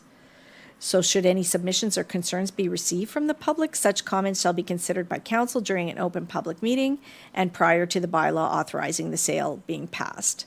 As a note, there were no objections received for the rezoning for the 14 residential units. So as part of the sale of these two pieces of property, the city must stop up and close the unopened portions of Elmira and Julian Street. The Ontario Municipal Act permits municipalities to pass bylaws regarding the closure of highways as well as the sale of land. And as a final note, the Operations Department has reviewed this request and has no concerns with the sale and the closing of the portion of Julian and Elmira Streets. Direction from the Planning Committee. Councillor Keel. I guess I'll begin by moving the motion as read by Councillor Sorial and provided in the report, and I hope the clerk doesn't make me read the whole thing again. Okay. Moved on the direction of the information provided, seconded by Councillor Lafreniere. Is there discussion?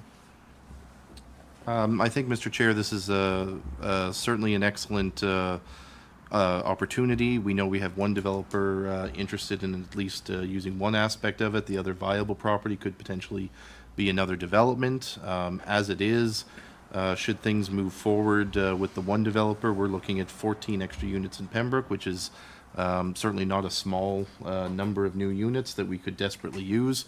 And additionally, of course, I don't think it would strike the taxpayer. I don't think it would strike their attention to notice that we don't get tax money from unopened road allowances. So certainly if someone was to buy these properties and develop them, it actually has a continuing and lasting positive effect for the city of Pembroke. And anybody that's been down the Julian Street, Elmira Street area, I certainly don't think the city has any plans to do anything with these given their actual locations. So quite frankly, Mr. Chair, this makes great sense. Motion is on the floor. We have a seconder. Further discussion? Seeing none. Those in favor? Against? Carried unanimously. Thank you. His worship is removing himself as he's declared a conflict on 2 items to be spoken about. So we'll now go to item D, sale of land at end of Horace Street, open road allowance. Director Sorial. Okay, so this is the Horace Street, so that the City of Pembroke's Planning and Development Committee endorse and recommend to council that the land at the end of Horace Street be declared as surplus. So there are no financial impacts to this report. All costs associated with the construction and entrance of the off at the end of Horace Street and any fees associated with the sale of the property will be borne by the Renfrew County Catholic District School Board. The school board has agreed to pay the city $10,200 plus HST for the purchase of the Horace Street lands. So at the April 15th, 2025 Operations Committee meeting, the following motion was made, that the Operations Committee approve the concept in principle of a second entrance to the Bishop Smith Catholic High School at the north end of Horace Street, and furthermore, that the City of Pembroke Operations Department deem the 0.85 acres of city lands adjacent to the school as surplus, non-viable lands, and that the city looks for cost recovery from the school board in regards to the purchase of the surplus property, and that motion was carried. So the end of Horace Street is an unused portion of an opened city road allowance. And the Renfrew County Catholic District School Board would like to construct a second entrance off of Horace Street with no through traffic to Carmody to the high school, Bishop Smith High School. So the proposed second entrance to the high school would need to be constructed over city-owned lands. Planning staff have reviewed the city's sale and disposition of land policy and have concluded that the city lands at the end of Horace are considered non-viable. And non-viable, again, means these lands cannot be developed on their own. They can only be used by an adjoining property owner in conjunction with their own existing property. The lands are presently zoned open space / slope stability. Therefore, a building permit could not be issued for this land. Based on the city's policy, non-viable lands can be sold at a value of $12,000 per acre. Thus, the amount is $10,200 plus HST. A survey would not be required as this property has its own PIN number and has a registrable description. As part of the land sale policy, before any land can be disposed of, we have to declare a resolution to declare the lands surplus. And notice should be given to abutting landowners for non-viable lands. A letter was written to the 2 abutting landowners on April 16th, and today was the last day for comments. We had only one submission was received from the property owner of 442 Norman Street, and his main concern is the removal of trees. He would like to retain as many trees as possible for privacy purposes. We could pass this concern on to the school board if that's the direction of this committee. Further, there's been many meetings, open houses, multiple reports to council and committees on this. So, so based on the time sensitivity by the school board for the process of this land sale, we're proposing that at tonight's meeting, that there be a declaration of surplus lands would be before council tonight under the staff and committee reports, and then a bylaw authorizing the sale be dealt with at tonight's meeting as well. If there's any questions. Correction, discussion from the planning committee, Councillor Keel, Councillor Fernier. I have just two very quick comments. One reiterating, Colleen, what you just said, which is this is, I think, been before council in the form of a presentation from the board. It was before, I think, this committee for direction with respect to the overall concept. So I find it very easy to say that I move that the City of Pembroke's Planning and Development Committee endorses and recommends to council that the land at the end of Horace Street be declared a surplus. And just for council, I do want to say that as Colleen just mentioned, that this is coming before council tonight. Colleen did bring this to our last department meeting, knowing that we, especially this term, have suggested that we don't like seeing things all in one night. And I will take responsibility to say that in the department meeting, I did feel that because this has come before council in previous reports and that it is an urgent matter, that this would be one of those times where I certainly wouldn't see a problem with it, and I hope councillors around the table agree. But I do want to be clear that Colleen did bring that up, and so she certainly respected the fact that we don't typically like to do this, and I thank her for raising that. We have a mover, Councillor Fernier, you had your hand up to second the motion. Discussion, Councillor, go ahead. Thank you, through the chair. So originally, I was not in favor of this. I lived in that neighborhood for a long time, and my husband grew up there, and I didn't see the real need. I mean, yes, some things have come to light with me of occurrences that took place I didn't know about. And although I know that same thing, roads are blocked through the city, some people don't have access off their street if there's an emergency. Yes, that does happen through the city, but this is a high school, and we can't afford to have them stuck there if there is an emergency, and they have to get out. So because it's an emergency thing, you know, they need a second entrance, I'm in favor. I also like some of the things they're going to restrict. It won't be a main entrance. It will be buses only. It will not connect. No.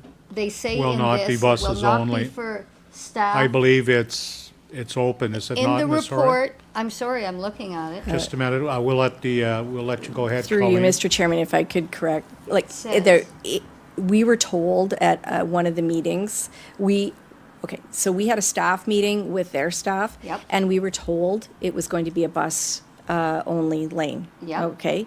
And then when the chairman of the board came to council, he corrected that and said, no, they were not going to stop vehicles. They didn't figure there would be a lot of vehicles coming in there because there was, there'll be buses, you know, stopped along that route. But they were very clear that they were not going to stop cars from coming in that location. It will not be connected to Carmody Street, but, so they'd have to come back out through Horace Street. So I thought I read in this report, just give me a sec. Okay, and if it is, I'm sorry, then I was taking it from a previous report, but it's not, we were corrected by Chairman Bob Schrader. I believe you're correct, Councillor Soriel. If I could quote in the second paragraph, the existing access off of Carmody Street would remain the entrance for staff, students, parents, and deliveries. Mm-hmm. So that alludes to the fact, but it's kind of washy. It's kind of murky. So I won't support it being an entrance for anything other than buses. So Very I'm good. going to turn this down. Very good. I see the need for emergencies, but Yep. I was under the assumption that night when we had that discussion that yes, yes, yes, yes, yes, we can do that, we can do that. So for that basis, I feel like there was some bargaining and not in such good faith there when But Councillor Fernier, you were at the meeting, correct? I was, and you I heard them say yes. You heard what they said. I was here. Yeah, I presume. they said they would try to make it just buses. I So anyway, I'm didn't- just gonna close that, because that's what I heard. I didn't hear that, but anyway. Other members of council like to comment on that? Are you seconding the motion? Obviously not, if you're not No, gonna. okay, that's We have not a it. seconder? Yeah, I'll second the motion. Second, Councillor Abdallah. Further discussion? I have to call the question. Those in favor? Against? The motion is carried. Thank you.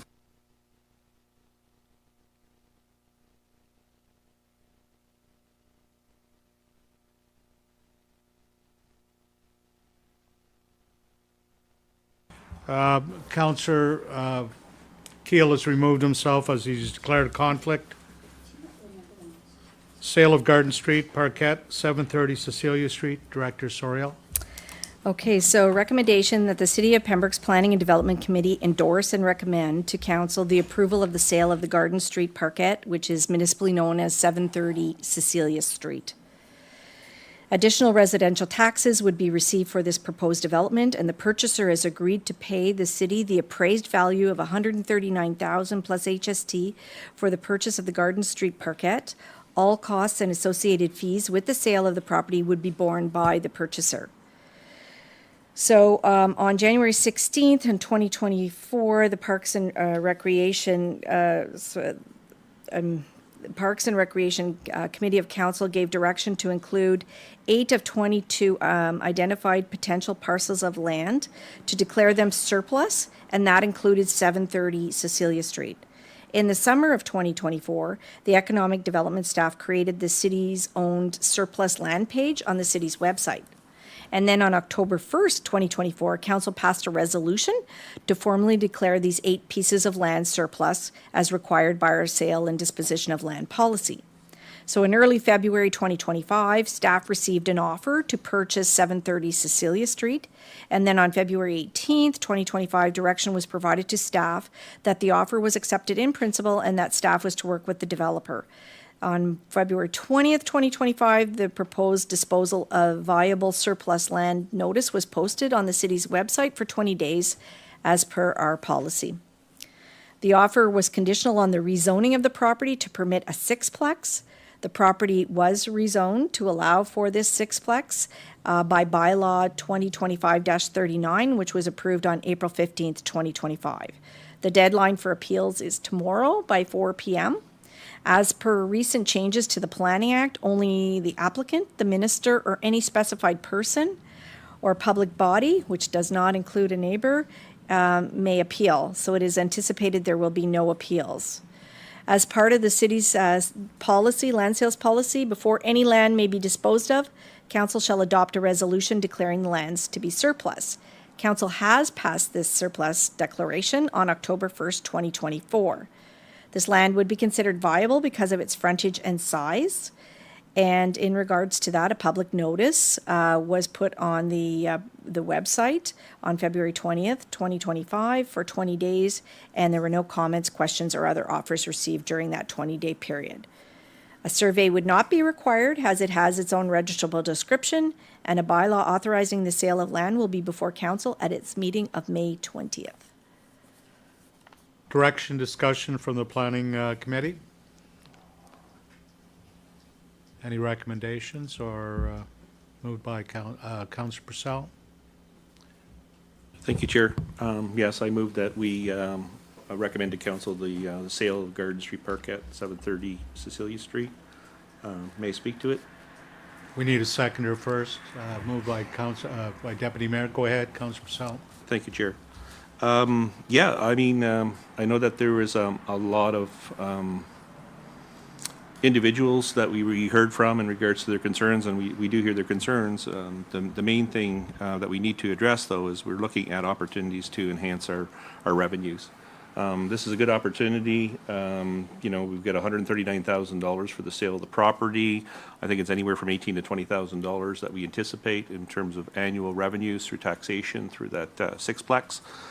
So this is just another good opportunity to look at infilling opportunities It does meet the intent in terms of the planning legislation. And I know that, we need to kind of continue to look at opportunities to infill within our city. And I think this is very valuable housing that's going to increase our stock. So I look forward to this development in my neighborhood.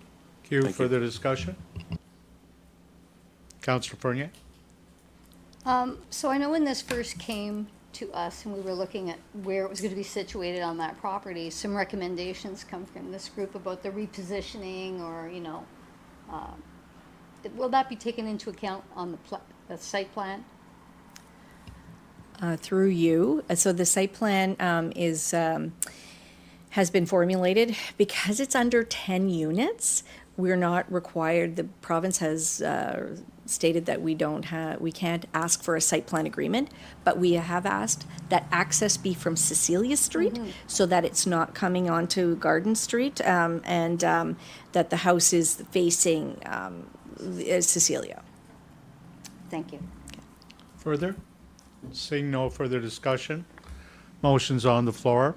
Those in favor? Against? The motion carries. We had one against. No further business before the Planning and Development Committee. I would wait till our two other members come back. Ask for a motion of adjournment. Moved by Deputy Mayor, seconded by His Worship. We are adjourned. All in favor for an adjournment? Thank you.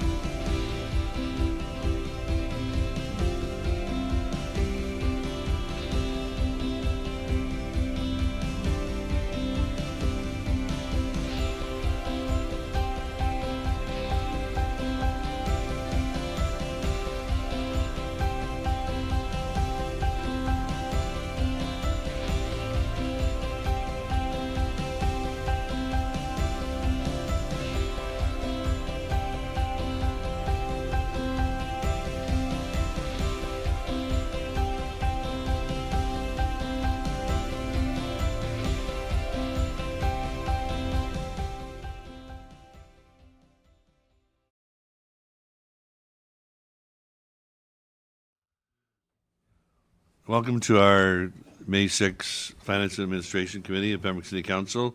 I'd like to call the meeting to order. First, any disclosure of pecuniary interest and general nature thereof? Seeing none. Approval of the meeting agenda, moved by Mayor Gervais, seconded by Councillor Purcell. Those in favor? Approved. Approval of minutes from the Finance and Administration Committee, March 4, 2025. Moved by Councillor Keel, seconded by Councillor Purcell.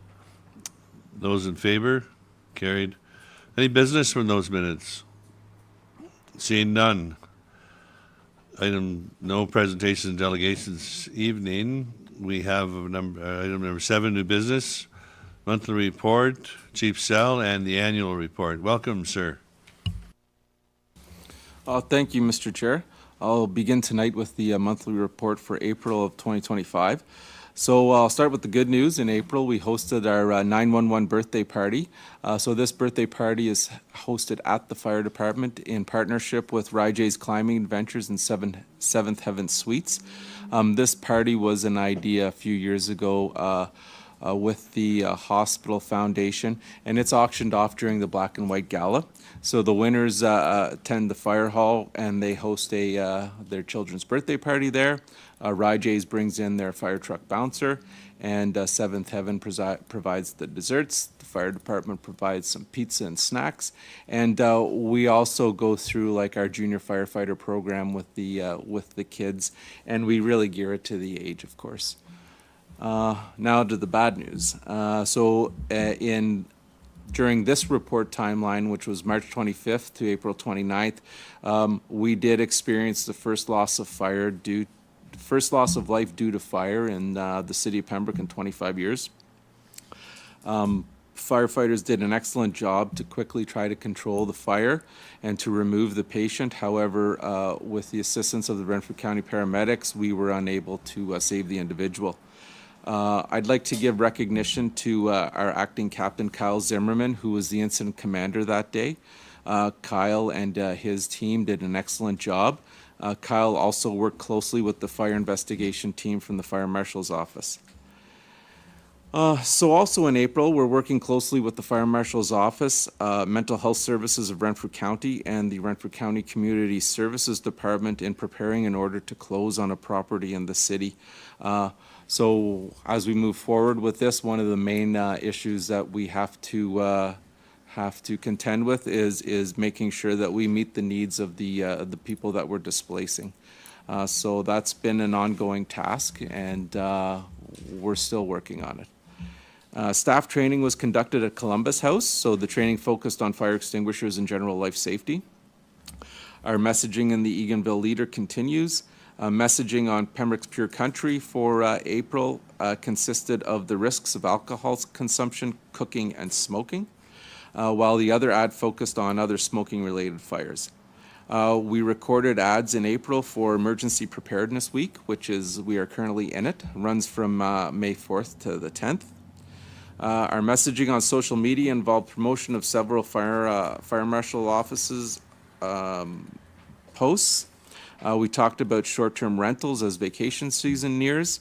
With the weather staying cool, we talked about space heaters and presented tips on how to use extension cords properly. So the last two items I discussed, these are two very important topics that greatly, if the tips are followed, will reduce the risk of residential fires in the city. Other topics presented was recreational burning bylaw, our upcoming presentation with the OSPCA on family and pet preparedness during emergencies, and that one we're hosting at the fire hall on Thursday evening. We promoted the association's pancake breakfast and other city festivals and events. And of course, throughout the entire month of April, it seems like every day we were posting something, whether it was in terms of potential storms and warnings coming in, or if it was keeping the community up to speed on the Ottawa River levels. And last but not least, we celebrated Wendy Hewitt on an Administrative Professionals Day. So education, Firefighter Kahi continues to work on NFPA 1035 Fire and Life Safety Educator course. During the month of April, firefighter Kahi also completed his recertification as co-chair of the Health and Safety Committee for the Fire Department. Firefighter Dunn continues to work through the Fire Code Division B Part 9 course. Vulnerable occupancies in April, we saw the inspection and fire drill were completed at the Pinewood. The annual VO inspection was completed at Heritage Manor, and the annual fire drill was conducted at Marion Hill. Planning for the city's annual emergency exercise continues, and the date for that is June 18th. And we are partnering with Pembroke Regional Hospital on that date as well to be a part of our exercise. The EOC and Training Room hosted 8 meetings in the month of April. In April, the association hosted their second annual pancake breakfast. This is quickly turning into a marquee event for the association. All proceeds of the event go to support the Pembroke and Laurentian Valley Handy Bus. The association would like to thank everyone that attended and also thank the volunteers from the Handy Bus who helped out during the event. The association also made a donation to the Heroes Run for Healthcare, which just occurred on Sunday.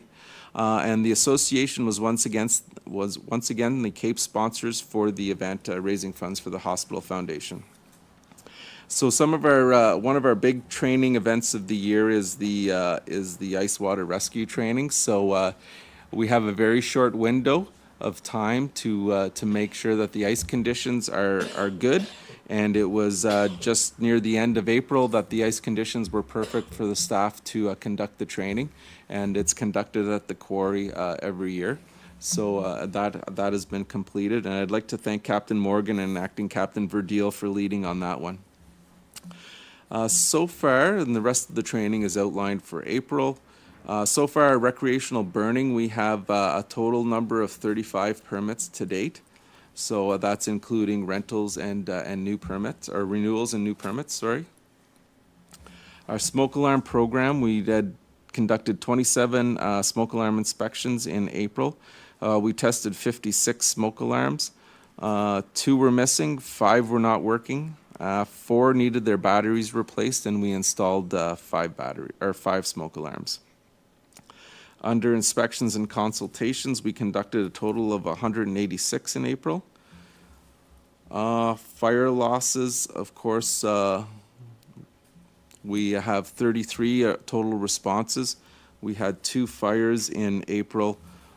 Estimated dollar loss was just under $700,000, and of course, we did lose an individual, which is far outweighs the amount of dollars that were lost in that. That's it for my report for April. Thank you, Chief, and our condolences to the family of the deceased in the fire. It was a terrible tragedy. Any questions or comments for the Chief on this monthly report? Councillor Purcell. Just one comment. Thank you, Chair. Just in regards to the Pembroke Firefighters Association, in terms of how much effort that they do in terms of, fundraising and providing assistance, even beyond what's actually listed in this report and in the annual report. So my kudos. I'm always impressed in terms of when I see how much they donate back in terms of, effort and time and dollars to their community. So thank you on behalf of, please give my appreciation to the Firefighter Association. Thank you. Any other questions, comments? Seeing none. Now the annual report, Chief.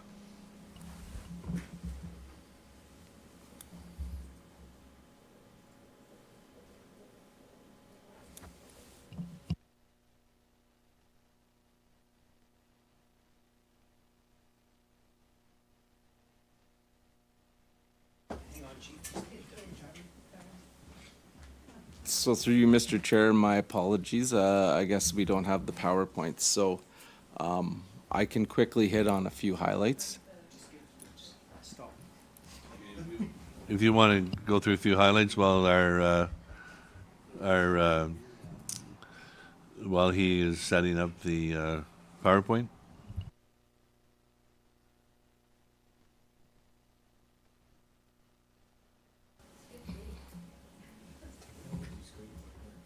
Want to go ahead, Chief, or you want to wait?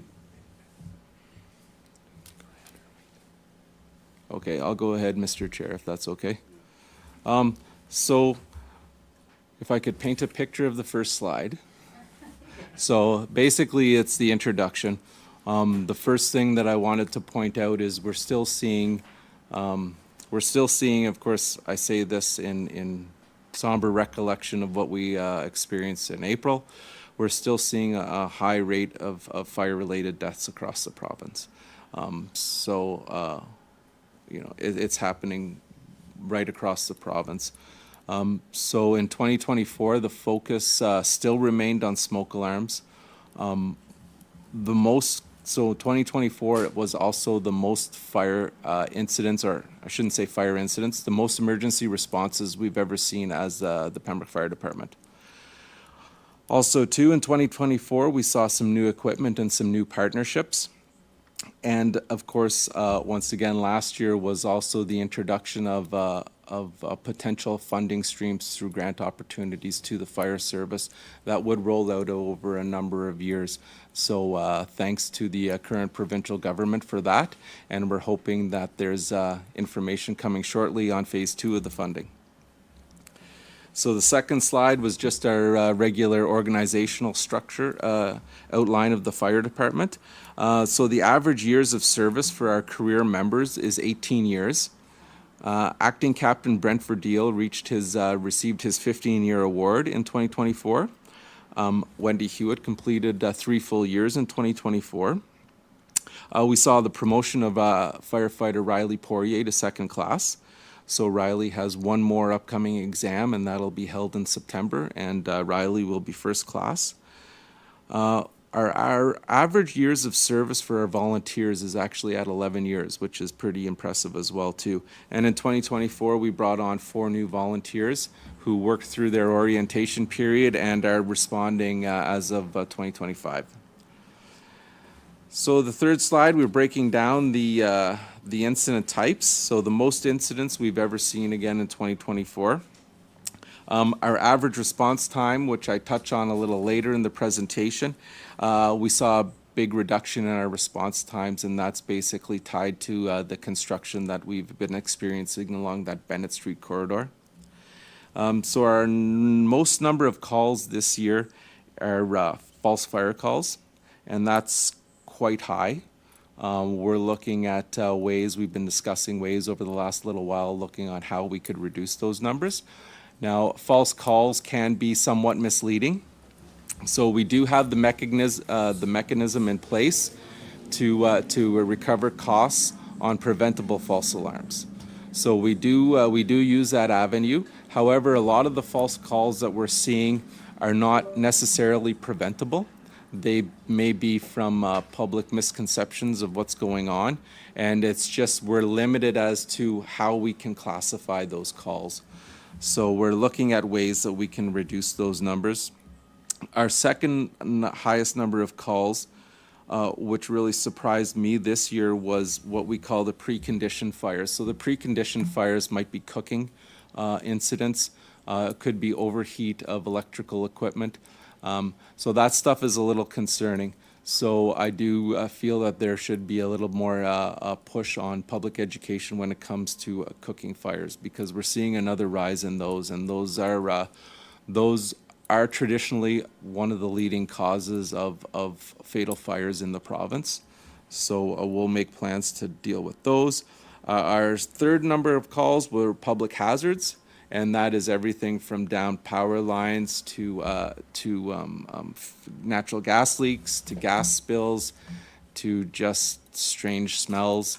So we do see quite a few of those. And lastly, our fourth highest number was rescues, which are also our rescue calls when there's home accidents, but also when we go to MVCs. So where we've seen other numbers go up, we've seen our calls to MVCs go down in 2024. Slide 4.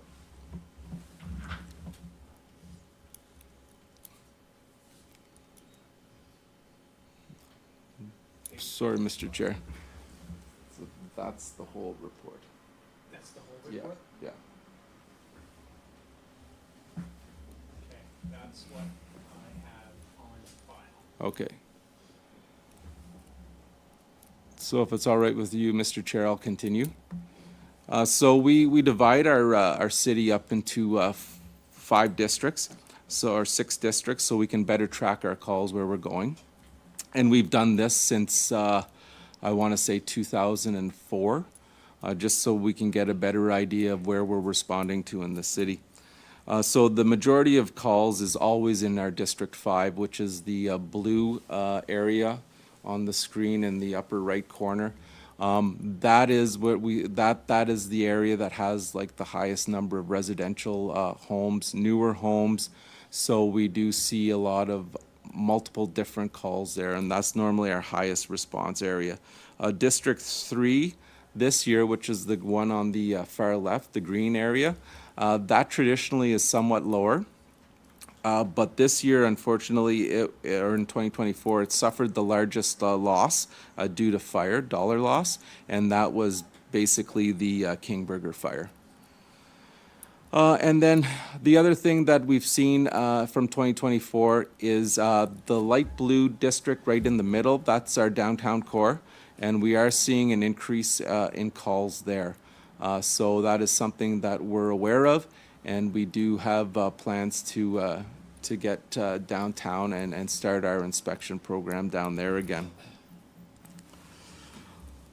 As far as dollar losses go for 2024, it was perhaps one of our more successful years.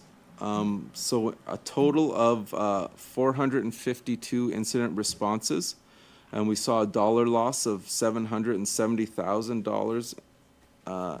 So that accounts for about 2.16% of loss when you add in the financial values of the structures that we're responding to. So in total, we saved approximately 97.8% of the value in the properties that we responded to. Emergency responses. So I do have, it is outlined in the annual report, our average response times since 2020. So we generally work in five-year gaps when we're averaging out times for the fire service. So in 2024, we managed to get it down to 4 minutes and 51 seconds, which I think speaks to the importance of having that Bennett Street direct access so we can get to our number 1 response area, which is District 5. And that's our main travel path there. So I also have broken down our incident responses for the month, for the year by the month, and I've averaged it out 2 over 5 years, and we don't see very much variation. We're seeing a return to our higher call volume in January, which sort of fell off as we worked through COVID, but now that's up to where it normally is, and generally the call volume is pretty equal as we move through the 12 months of the year.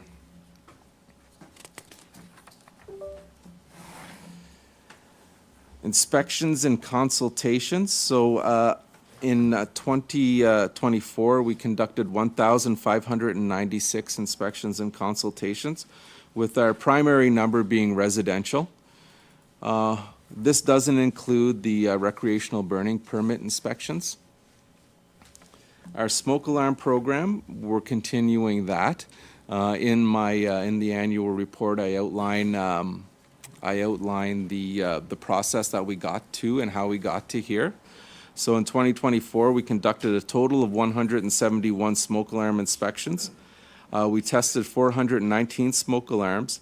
17 smoke alarms were found to be missing. 33 were not working. 18 batteries were replaced, and 70 new smoke detectors were installed.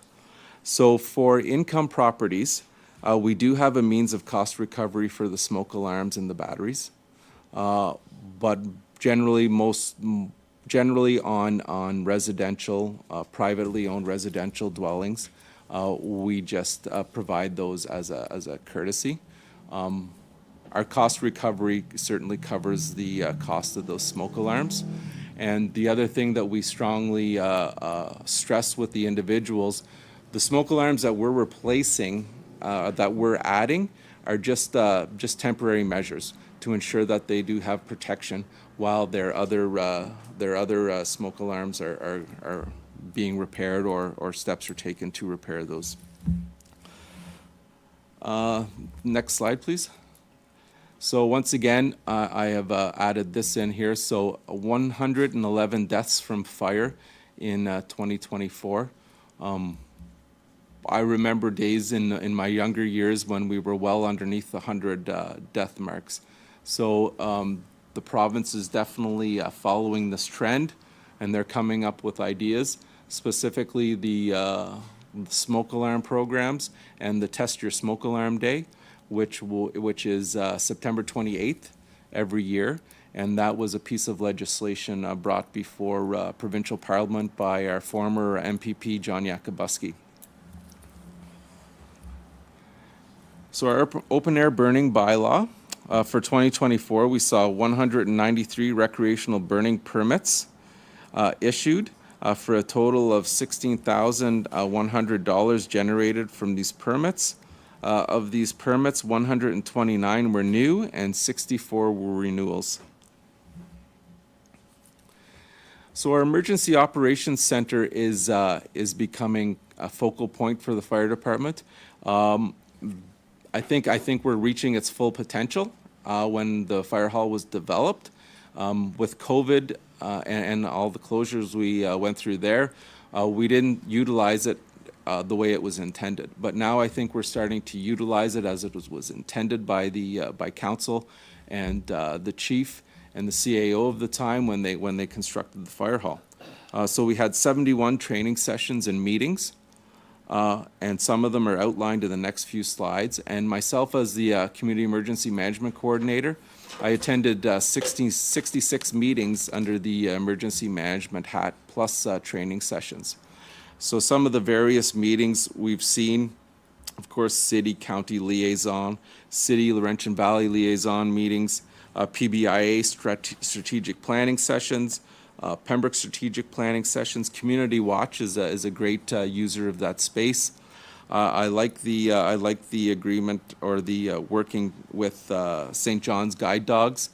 They approached me looking for a space, and they required a very specific space, which only the fire department could provide, and they do provide a fantastic service to the community.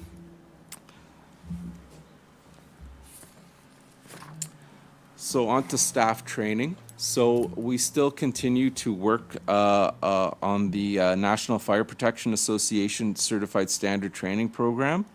So practical training on vehicle extrication is conducted as, well, I wouldn't say as often as we can, but generally it's seasonal, spring and fall. We have a really good partnership with AIM, where they do provide us with vehicles at no charge. So I'm extremely thankful for that. Not all departments in the county are as lucky as we are when it comes to having a partner like that. And then, of course, our ice rescue training, our big scenario training generally occurs in the spring, but fall we generally do, well, now we can resume our pool drills indoors. And I must say we did do some swim training this year. Once the pool opened, and we conducted it over a 2-month period, because some of the regulations have changed as far as the certification for water rescue, and the swimming component is really elevated now. So I want to make sure that that staff are able to attain those levels, and it was really well received. As far as staff training goes, this is an outline of some of the NFPA courses that staff have taken. And of course, all of these are part of the certification process. And the NFPA courses that you see up there, those are required by the province. However, the other ones like the parts 2 and 6 of the fire code, part 9 of the fire code, and the commercial cooking inspections, those ones are additional to like a professional development, and they are essential for our future inspectors to be able to understand and apply the code properly. Staff training, we'll continue with that one. We've done first aid, CPR, defibrillation, and bleed control training. Of course, resilient minds is a recurring one. So we were pushing to build psychological strength within the firefighters.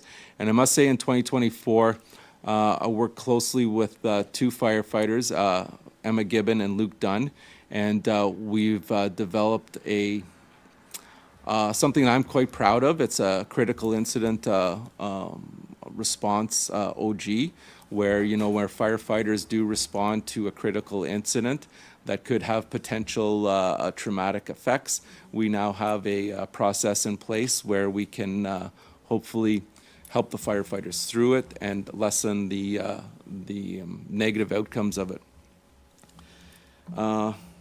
Sorry, I'm getting to the point where I think I'm going to need to get my glasses soon. We did specialized responses for electrical vehicles and lithium-ion batteries. That's something that we're going to have to do every year. The technology changes so quickly, and as far as the fire service goes, there still isn't one way to put out a battery fire. Health and safety seminars and health and safety certification. So right now, we've grown our health and safety committee to include a third member from the firefighters. I'm really happy with the positive steps we've taken in early 2025. So this committee has taken a huge step forward, and I'm excited about that. We do have a certified fireground survival instructor on the force now. He completed the training in 2024. We attended virtual symposiums for firefighter educators. And of course, our incident management system training is ongoing. So now we get into the long list of the association donations and their commitment to the community. So one thing I will say is that the way that they continue to donate their personal time and energy and expertise to all these things and raise awareness to many local charities is exceptional. And they are a huge, huge, huge support to myself.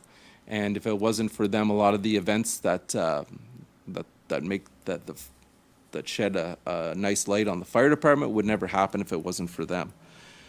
So a few of their more notable donations, as always, St. Joseph's Food Bank at Christmas time, of course, Muscular Dystrophy Canada. They're close to 70 years of supporting that organization. Their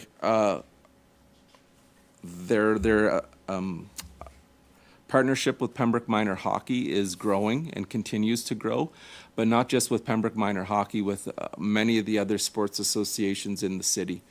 They assist families getting their children enrolled and outfitting these young children with the proper equipment. Heart and Stroke Foundation, a big part of the hockey programs at Bishop Smith and Fellows. Meals on Wheels is also a huge event. The Boys and Girls Club is definitely a benefactor of many of their things. The fireworks on Canada Day is a huge event for the firefighters.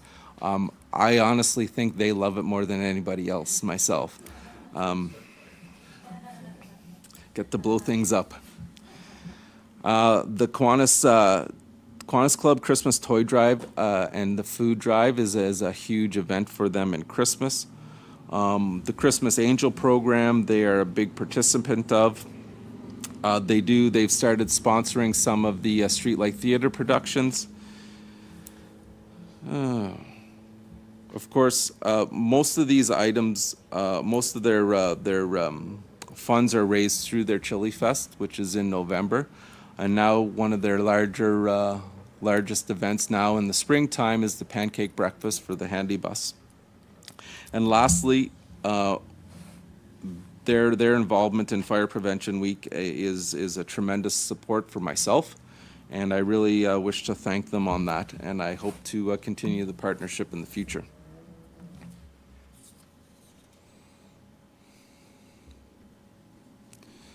So I've included our PFD equipment replacement schedule. So as you can see in 2025 was the rescue boat was brought into the hall, and it is ready to go right now. So we've started minimal training with it, launching, loading, mooring the boat at the dock, things like that. Right at this time, we're not going to venture out onto the river due to the height and the impact that the wake could have on properties. So we just ask people if they are going to use the river in the next little while, just be cognizant of that those wakes can have an adverse effect on properties. So that is a picture of the boat.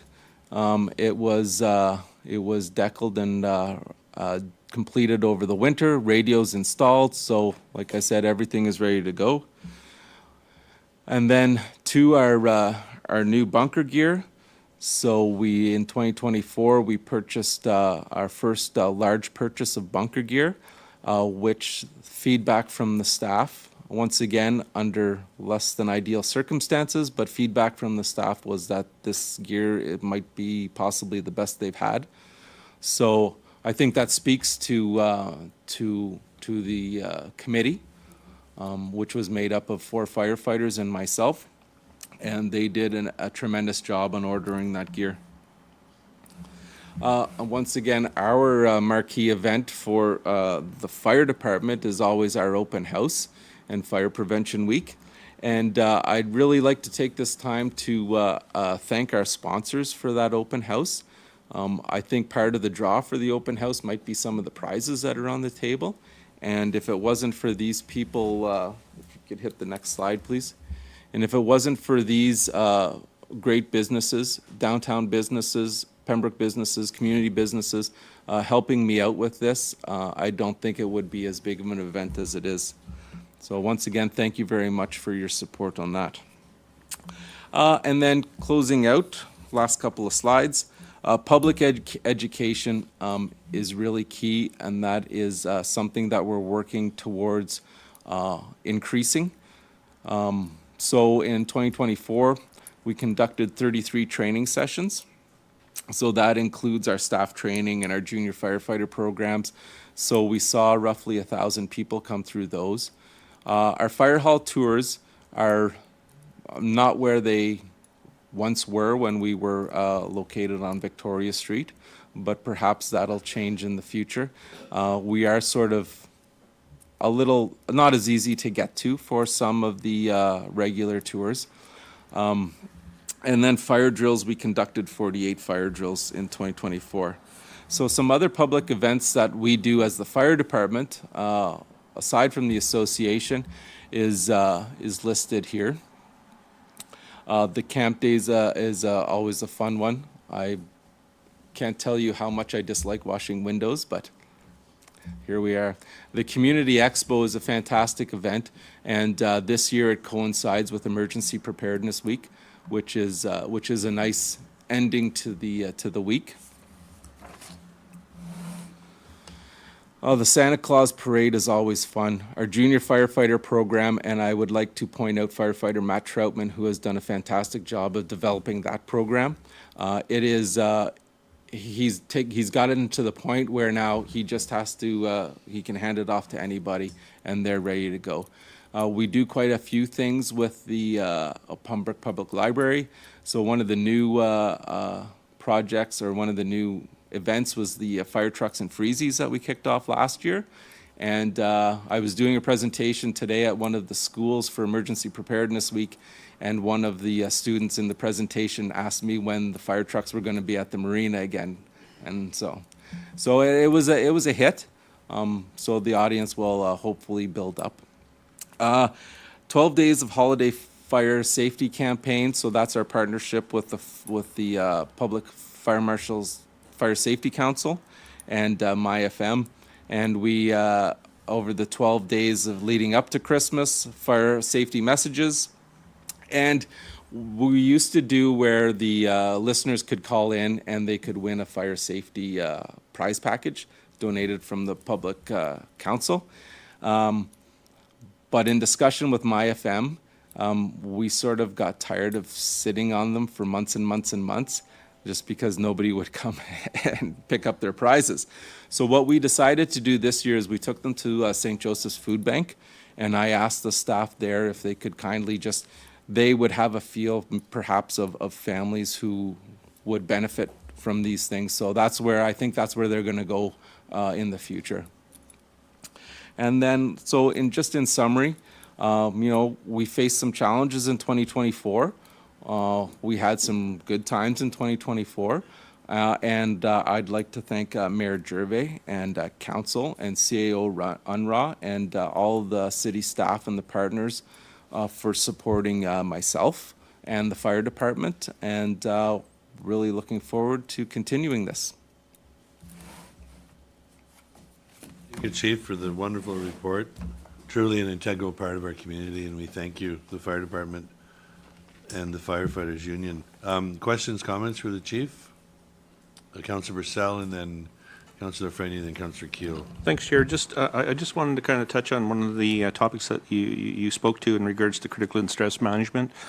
Sometimes we forget about the psychological toll that critical incidents have on staff.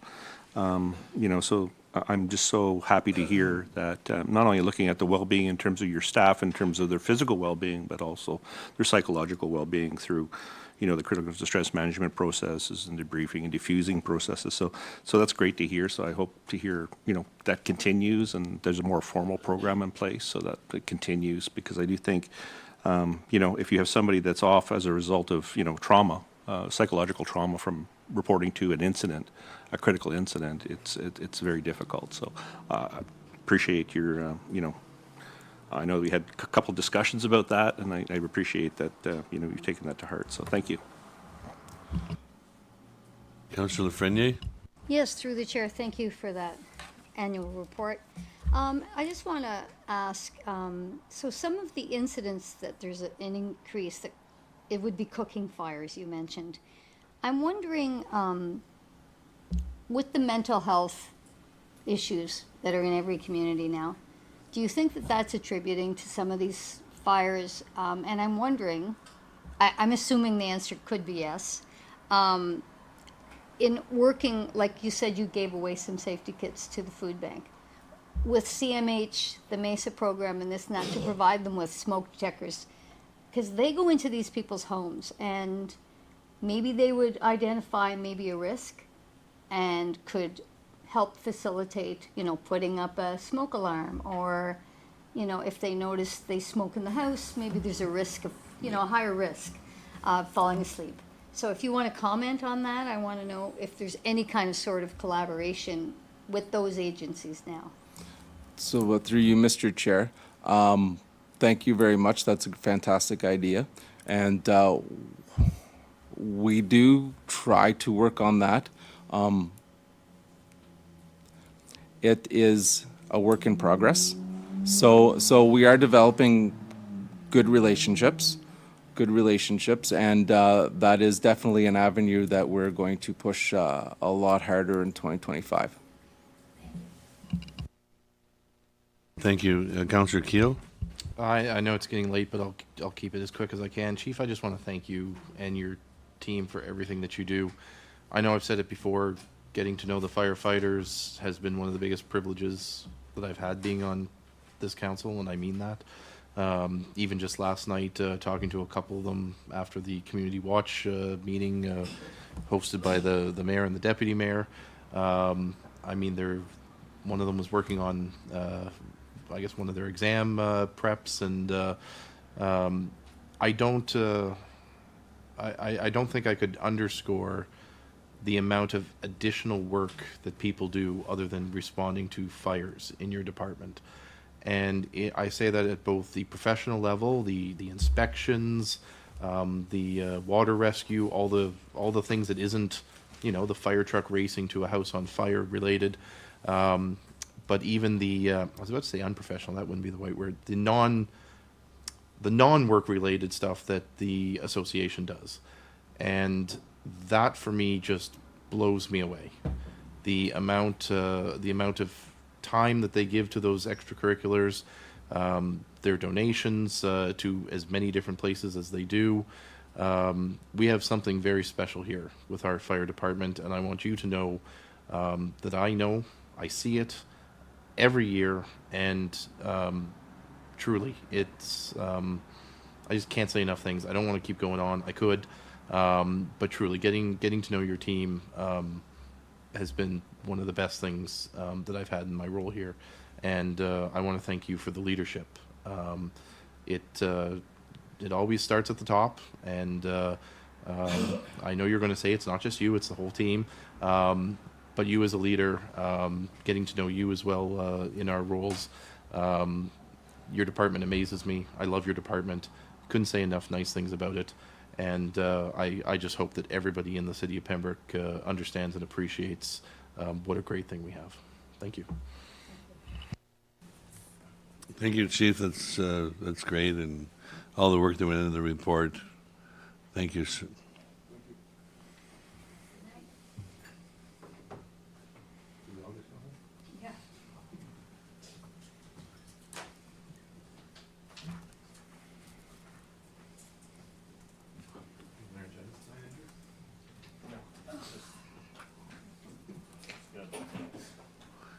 The next item, our final item of the evening, our treasurer, Ms. Lodge, is here to talk about Ottawa River Transit and handy bus operations.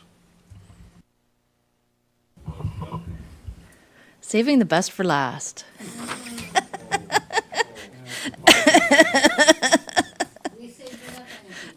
Okay, that's good, because I don't feel like I have a lot right now. So thank you, Chair. So we're here tonight to talk about, I guess, a few items related to the Ottawa River Transit and how it impacts the handy bus. So we're here to talk about ORTC fares, seeking a recommendation from committee. We're here to talk about service hour parity and how it might impact the operations of the ORTC and handy bus. We're here to talk about fare parity and the potential of topping up handy bus funding. And then finally, the service limiting ORTC service area to within the boundaries of Pembroke, as well as providing some information on gas tax. So I will try to get through this as organized as possible. Okay. So the first issue we want to talk about tonight is fares for ORTC. So the Transit Committee met at the beginning of April to discuss potential fee structure for the new Ottawa River Transit service. Unfortunately, I couldn't be there because of a family matter, but I did hear that it was a really good discussion between not only the type of fare, like do we just have a flat fare? Do we offer a flat fare, like monthly pass, discounted fares? And the recommendation from our project management firm, Left Turn, Right Turn, was to try to keep it simple at the start, to gather some data, and to just keep it simple with a flat fare for cash and a flat fare for electronic, to analyze some of the data and then to come back and look in the future with perhaps tweaking that. They did do some research on similar fares, for different services that are similar across Ontario. I will say that in Europe, there is a movement out there that says transit is a basic right that should be free. So I know there's some movement in Europe to not charge anything for public transit. Some comparable fares, Coburg operates using a simple flat fare of $2.50. Norfolk County has a flat fare of $3, $6.50 for rides out of town, and then $15 to the neighboring community of Brantford, which I understand is a bit of a drive, with some discounts. North Grenville Transit has a higher fare, reflecting its rural context, so it's not just within the town of Kemptville, but also services a larger rural region, and they have a flat fare of $5 for their service. So taking this into consideration, and I will mention as well that Algonquin College students shared a survey with the Student Association, shared a survey with us that suggested within the $3 and something and change kind of range as their recommended fare in terms of what students are able to pay. I can't remember the exact number, but it was like $3.75, $3.85, something like that was their feedback for the service. Of course, the rate we set kind of reflects, like, we want the service, it's intended to be for lower income, so it needs to reflect some level of affordability. So the left turn, right turn recommended a flat fare model, $4 for an electronic fare, so that's if you pay through the Blaze app with your credit card, or a $5 cash payment to the driver. So it's a clear, understandable, and administratively manageable. So when I first heard this $5, $4, I know for myself I was a little concerned because we had talked about a $5, but then we had also talked about other discounted rates for seniors and that kind of thing. And in this case, it's just a flat $5, $4 fare. So I did compare it to the city budget, and it actually does fit within what was forecasted when the financial information was presented to council back in January. So it does actually fit. Again, it's always hard to tell because it's based on ridership, and ridership isn't something we know right now, but based on the estimates we have, it does fit within the budget that was set at the beginning of the year. I guess the issue or the wrinkle in this is, the possible need for fare parity as it compares to the handy bus. In this case, I think that, we should set the fare that makes the most sense for the service. And then, address the fare parity as a separate matter with the handy bus. So by fare parity, for those members of the public that might be listening, is that, our interpretation of accessibility standards. So while the service doesn't fit squarely within some of the definitions of the Accessibility for Ontarians with Disabilities Act, that it is in the public interest to attempt to meet the spirits of the standards, which basically require conventional transit and specialized transit to offer the same, to offer transit service to their riders for the same fare, so that the handy bus shouldn't be charging more than an adult fare for a traditional conventional system. Of course, our service doesn't quite meet that definition, as well as offering service over the same service hours. So right now I'm just talking about this as it relates to fares.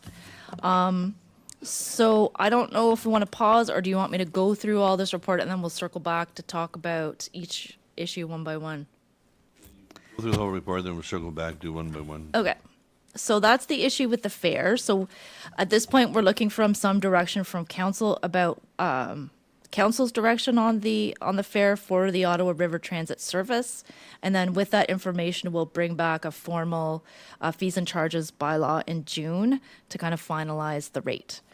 So the second area of kind of conversation is the service hour parity. So similar to the fare parity, right now, if you compare the hours of operation from the city service to the handy bus service, there is a difference. The city is looking to operate until 10 p.m. on Thursdays and Fridays during the summer.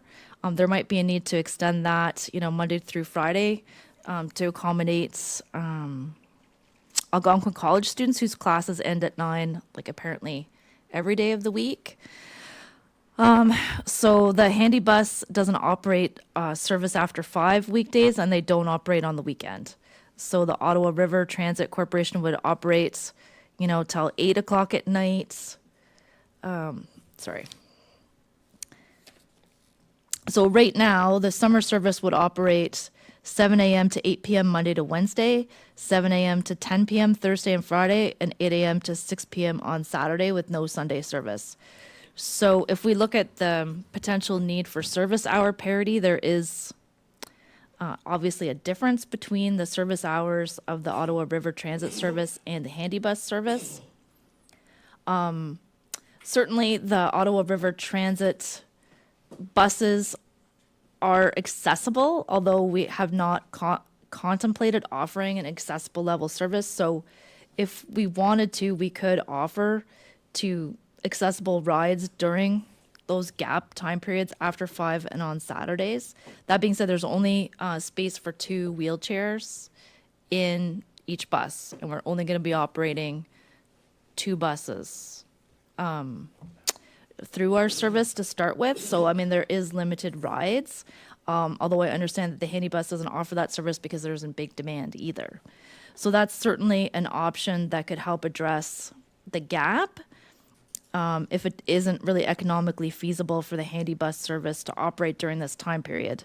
So we have had some discussions and some emails with the handy bus, who has indicated that if they were to increase their service hours just to meet summer hours, it would cost them an additional $31,254 a year, with an unknown kind of level of revenue, and it anticipated to be low ridership. So it would mostly be an extra cost to the service. So I guess the question for council is, if we do set a lower rate, is the city willing to kind of offer to cover the gap to the handy bus from a loss of fares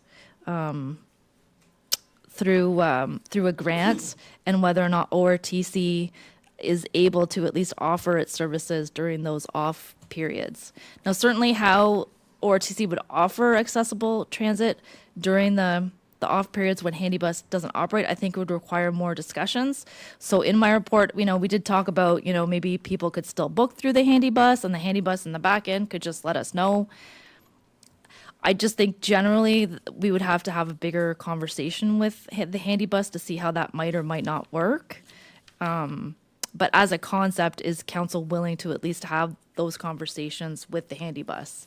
And because originally Ottawa River Transit was not intended to allow for any accessible services being offered, and now we would be offering some during the time periods that the handy bus wouldn't be operating. So as a concept, is council okay with us talking to the handy bus about that possibility? Okay, so we talked about fare parity a little bit.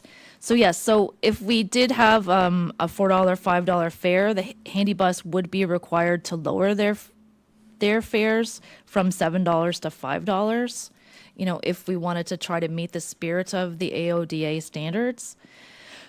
So this would, so my estimate was just purely, without having any ridership data, just looking at population, estimated that it would cost about $8,800 a year. The handy bus has been able to go through, I guess, their ridership. So they were, as of Monday, able to give me a bit better information.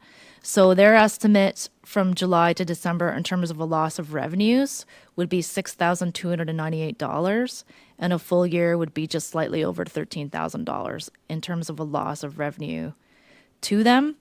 So would council be willing to offer some kind of grant to kind of cover that differential, even for a preliminary period of time? I think the wrinkle in saying that the gas tax could cover this cost is that the gas tax is shared with Laurentian Valley, and this is a city issue. It's not a Laurentian Valley issue. So just initially we had said, well, the gas tax could just cover it, but then I guess there's a question of fairness between the gas tax and the splitting of the gas tax between the city and Laurentian Valley, which needs to be considered. So in terms of the boundaries of service, we did initially talk about potentially going into Walmart into Laurentian Valley and having Walmart as a stop. There was sort of a mixed feedback from council about whether or not that was a good idea or not. I think to have some kind of clarity, particularly around this fare and service parity, it would be, I think, important for us just to limit service to Pembroke only and try to get as close to Walmart as we can, but within city boundaries, and not offer service in Walmart. And again, that's so that the service parity is only going to be limited to the boundaries of Pembroke only, and it's not going to cause issues with the service that's also offered in Laurentian Valley. And this would allow Laurentian, the handy bus, to continue to allow Laurentian Valley to charge us $7. Or charge as they feel appropriate, and that's has nothing to do with us and our new service, and we're only going to deal with the issues of our service that operates within our boundaries. And I guess finally, just for information, as I mentioned, currently as we'll see at the next meeting, every year the Laurentian Valley gives us a letter authorizing us to receive gas tax funding on behalf of Laurentian Valley, and then we pool that pot of money with our own, and we use it to help fund the handy bus. Starting in the 26-27 grant period, our funding will start to increase because of our new ORTC service. So at that point, we should probably consider separating the fund. So up until the 2026 grant period year, the money we're going to get is going to be solely because of the ridership related to the handy bus. But as soon as our ORTC numbers start to kind of impact the funding, because we are expecting to get more funding because of this new service, we should probably separate it just so that we're not muddying the waters between our new service, which only services Pembroke, and their operations. So we're okay to continue this relationship for the next 2 years, but for that third year, we're going to have to reevaluate at that time and go back and, between staff, talk about it and perhaps change that arrangement moving forward. So obviously, we have looked at other alternatives. I mean, there are technicalities that we could look at to say that fare parity or service parity doesn't apply. But it's staff's recommendation that it's in our best interest to try to meet the spirit of the standards as much as, is reasonable to do so. And we feel that the options that we've provided in the report, are an example of how we might achieve that without, having to throw too much more money at it. So I hope that's covered all of my report in as succinct a manner as possible. And I will pass the floor back to... Oh, there is one more thing. My apologies that I wanted to mention. So I did email during the break sort of the bylaws that we looked at in terms of trying to define the relationship between the city and the handy bus. So there is a bylaw number 2002-52 that does establish a service agreement, if you will, between the City of Pembroke and the Friends of the Disabled as the operator of a transportation service for the residents within our municipality. And it does set, requirements in terms of maintaining vehicles in safe working order, keeping vehicles clean and sanitary, talking about indemnity insurance. It also talks about the payment of expenses. It establishes the days out and hours of operation of their vehicles, and it does establish a type of fare system and rate of fares in this document. And it does say that the municipality and the operator under mutual agreement may revise and amend any areas of this agreement during the life of the agreement. And it does auto-renew on a monthly basis until a new contract is signed. So, this, in terms of my understanding, is the agreement that exists right now between the Corporation of the City of Pembroke and the Friends of the Disabled. So it is, it was back in 2002, so it's a bit of a lighter version of an agreement. Obviously the one we have between the city and MTS is much thicker, but it does state the hours of operation for the service and the fare structure. Now, this obviously has been amended since this point in time, but just for your information, a service agreement like that does exist. So thank you. So we'll deal with the fares first. Councillor Purcell. So I recommend that we utilize the $5 cash fare. I just don't understand the $4 electronic fare, and I think that's what I'm having some trouble with, because when I go to purchase something, I don't get a discount for using credit. So I would like to see $5 cash, $5 electronic fare. And I don't know if the handy bus has a $7 fare if you pay cash, which is not probably because they pay electronically. They don't have two different fares, I wouldn't think. So I'm just wondering if that's just an opportunity to kind of look at a $5 cash fare with a $5 electronic fare to start with that. And we'll pick through that first. So that'll be my recommendation, is that, that I move that we go with a $5 cash fare and a $5 electronic fare. A motion? Motion, yeah. $5 cash/electronic. Seconder? Councillor Frenier. Do you want to speak further to the motion, Councillor Purcell, before Councillor Frenier speaks? Yes, please. I think, I had the opportunity to look at the fare prices in regards to, other municipalities, similar size. Some of them are quite cheaper, $3.25, $2 and some cents, those kinds of things, right? So I think $5 is a fair opportunity for us to start at. And don't forget, this is a pilot project, right? So I want to make sure that, we can adjust the fares as we go. If there's justification, once we kind of get 1 year of operating under our belt, we can kind of see, what our situation is, and we can make those decisions, a little bit more permanently. So when I say that, I also say that with the potential of a subsidy for the handy bus as well. So if we subsidize for 1 year just because they already set their budgets.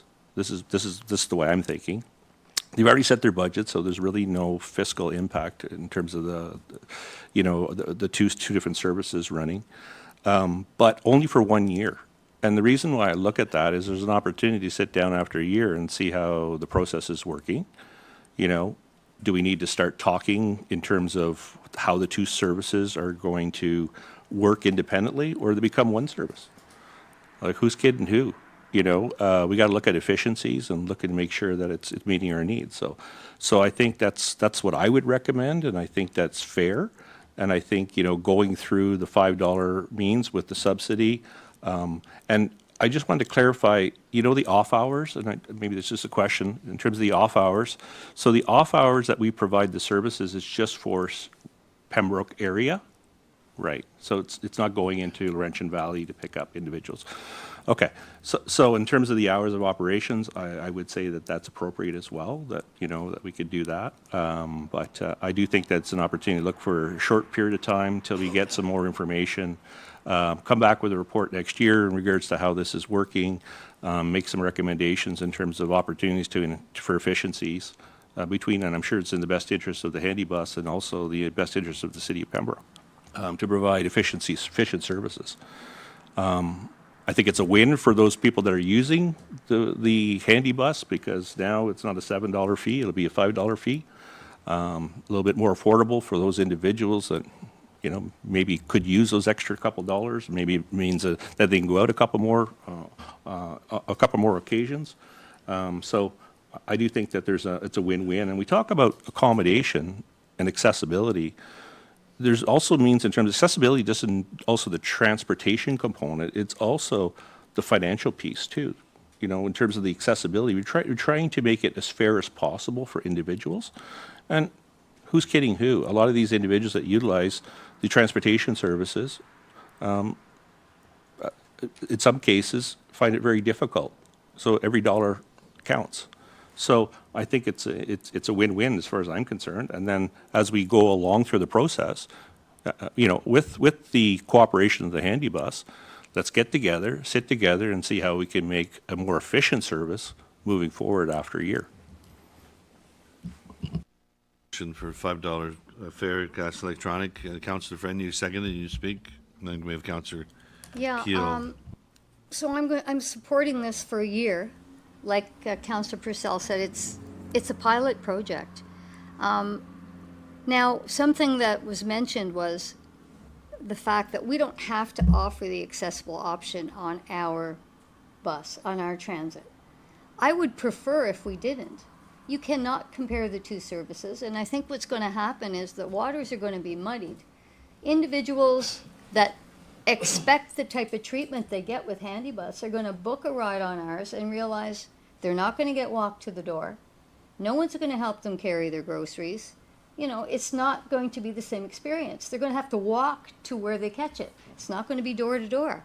So I think we need to separate those and make it clearer. We're going to have a lot of very disappointed passengers. That's one thing I wanted to mention. I think that Handybus should do what they do better than what we can do. They need to do it because they're the pros. The other thing that was mentioned was the students, the 9 p.m. Like, that's extending the day of the service.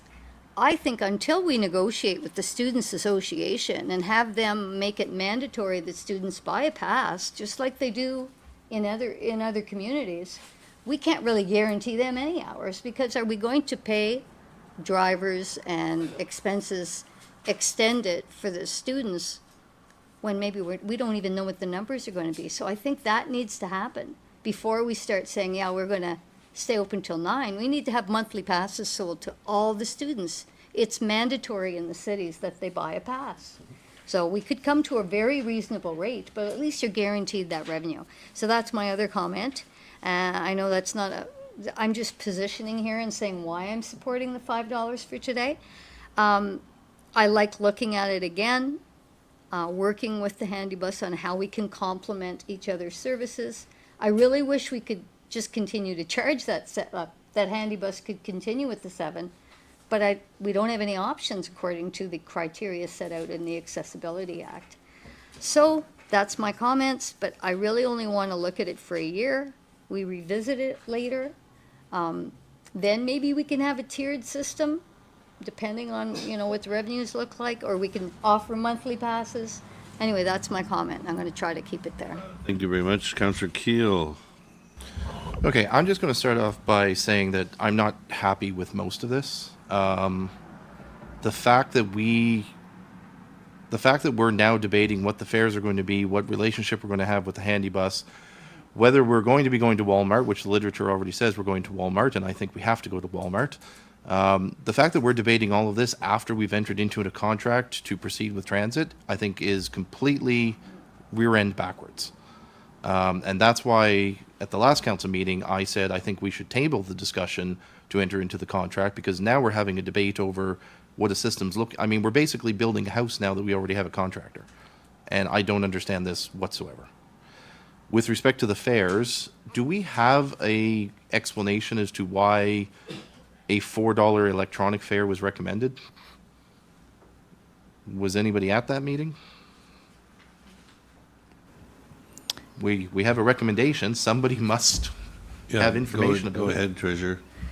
So that was based on the research conducted by the left turn, right turn, and because it's still higher than what other operators that operate a similar service charge, but at the same time, they've had that same rate in place for a few years now, and if they were to establish that rate today, it would likely be in the, like, there was some debate between 375 and 4, and so, but they chose 4 as what they felt the sweet spot was for the rates for a single ride.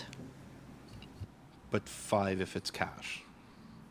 So why the why the difference, I guess, is my question. So there is, like, for us, just from a data capture point of view, it is more beneficial because of the data analysis we can do to encourage people to use electronic form. It's a lot, like a $5 fare is a lot easier in terms of the amount of change you might have to provide. Like, if it was a $4.75 fare, I mean, I'm like, we're not making change. So it's nice to have like a very flat fare. And I think it was also a nod to the fare parity with the handy bus as well. Because like, like what discount rate? It's really that, like, we want the bulk of the fare. We want people to use the app to book their ride. And like, if there's such a big difference, then the chances increase that they'll do just that. And they'll use the app to book the ride. And it'll all be electronically managed as opposed to having to handle catch, which we don't really want to do. But we have to offer that for those people who might want to use the service that are unbanked. So, okay, so here's my thought on a $5 fare. I think it's perfectly reasonable. I get why our residents can go on Google and search Toronto and Ottawa and all these other places that have $2.50 fares or whatnot. But here's my perspective of it. When I hit grade 7 and 8 in the late 90s and became a walking student because I wasn't allowed on the bus, I was paying $2 back then to take the bus from the West End to Laurentian. When you look around the province and you're finding these $2.50 fares and $3 fares, I got to be honest with you, I think those are municipalities that are caught in exactly the same problem that we caught ourselves in not raising the price of skating, not raising the price of mini putt, with all due respect, I don't know when taxpayers decided that everything had to freeze in the 1990s. It can't be done, people. I'm sorry. I would love to go back to prices back in the 1990s. I would love at my law office to be paying the price for print inkjets and printer paper and all that at 1990s prices. But so to be completely honest, I think we find ourselves in a unique position where we're not trying to drag our residents through pay increases every year. We get to say to them, this is going to be the cheapest public transit you have in town. This is going to be cheaper than a taxi. I know we've all heard the story that going from the old Salvation Army to Walmart is a $20 cab ride there and a $20 cab ride back. This would mean a $10 total trip. That's 1/4 the price of a cab. At $5, I'm not going to get into the other aspect at the moment with the handy bus. At $5, we're cheaper than the handy bus. So short of you finding a friend or family member to bum a ride with, $5 is still the cheapest option for you. And that's why I'm going to say that I'll support $5 because, again, I don't know how you think this service could ever survive at $2.50 or $3. We can't get caught in that municipal, I want to get reelected, so I'm not going to raise fees kind of mentality, because it's only going to doom us down the road. So I think a $5 starting point, when you consider it's the cheapest option that we will have here in the city of Pembroke, is still a plus. It's a plus automatically, without any question. So I will support the $5 fee for that reason and reserve other comments for the other aspects of the discussion. Thank you. Could we have a motion to go past 10 o'clock for half an hour? Councillor Keel, seconded by Councillor Jacquino. Those in favor? Carried. Next up to speak, Mayor Gervais, and then Councillor Jacquino. Thank you, Mr. Chair, and just to forewarn staff throughout recorded votes. Anyway, so let's try and keep it just to the fair business. In respect to just the fair business, I can recall back to after council meeting one of the last times, and council decided to proceed, and Councillor Keel is quite right, instead of tabling it, it was, let's do this. I remember being asked the question, well, what would the fare be? And I was suggested to me, you probably want the lowest possible rate, right? And I said, no. I said, the lowest possible rate would mean the taxpayers are going to subsidize this even more. Secondly, that my fear was for the taxi cab companies. Furthermore, I was also concerned about the handy bus, not for the reason that we're going to talk about once we get through this first round, but just because I thought that if a lower rate was charged, how would the handy bus compete with an entity that was going to have the same capabilities in terms of a ProMaster vehicle and so forth. So on the issue, and I'm trying to look at my page of notes and try and condense it to just the concept of $5, $4, and so forth. I can say, so I sit on this lovely committee, advisory committee that's met twice. And at the last meeting, yes, as in all fairness to left turn, right turn, is that they said that they looked at other comparators and $5 is actually on the high end, is what they were indicating. So I'll give them that, that's what they were indicating, comparing us to, again, this North Grenville, being a rural municipality. So there is the concern about not even talking about handy bus, but having a fare set at $5. And from what I recall at this advisory committee last meeting, was something to the effect of doing the electronic method would encourage individuals to not carry cash. Then there's less, concerns about accountability in terms of cash being given to bus drivers, all that sort of thing, and to encourage individuals to use the non-cash method. I think someone was asking in terms of $5, whatever, handy bus charges $7. Yeah, handy bus charges 7. People can pay, like there's some institutional clients that will pay, let's say, a bill for a month, but other individuals, it's cash. That's what they carry. So I think that's all of my comments just about $5 fares. Thank you. Councillor Giacono? Thank you, Mr. Chair. I agree with the $5 incremental cost. I think that's fair. Like Councillor Keel mentioned that, the City of Toronto, they have a real low fare, but they also got a couple of million people using the facilities, of the transport sector. I think $5 is a good even round number during the pilot project. It may go up, it may go down, pending, other sources of income, whether you have advertising on the bus, et cetera, et cetera. I do not want to see the handy bus punished for doing a job that's entirely different from what this bus service will provide. I mean, they've been in business. When I say business, I should say, like Mother Teresa would say, the business is a labor of love, where you're going the extra mile.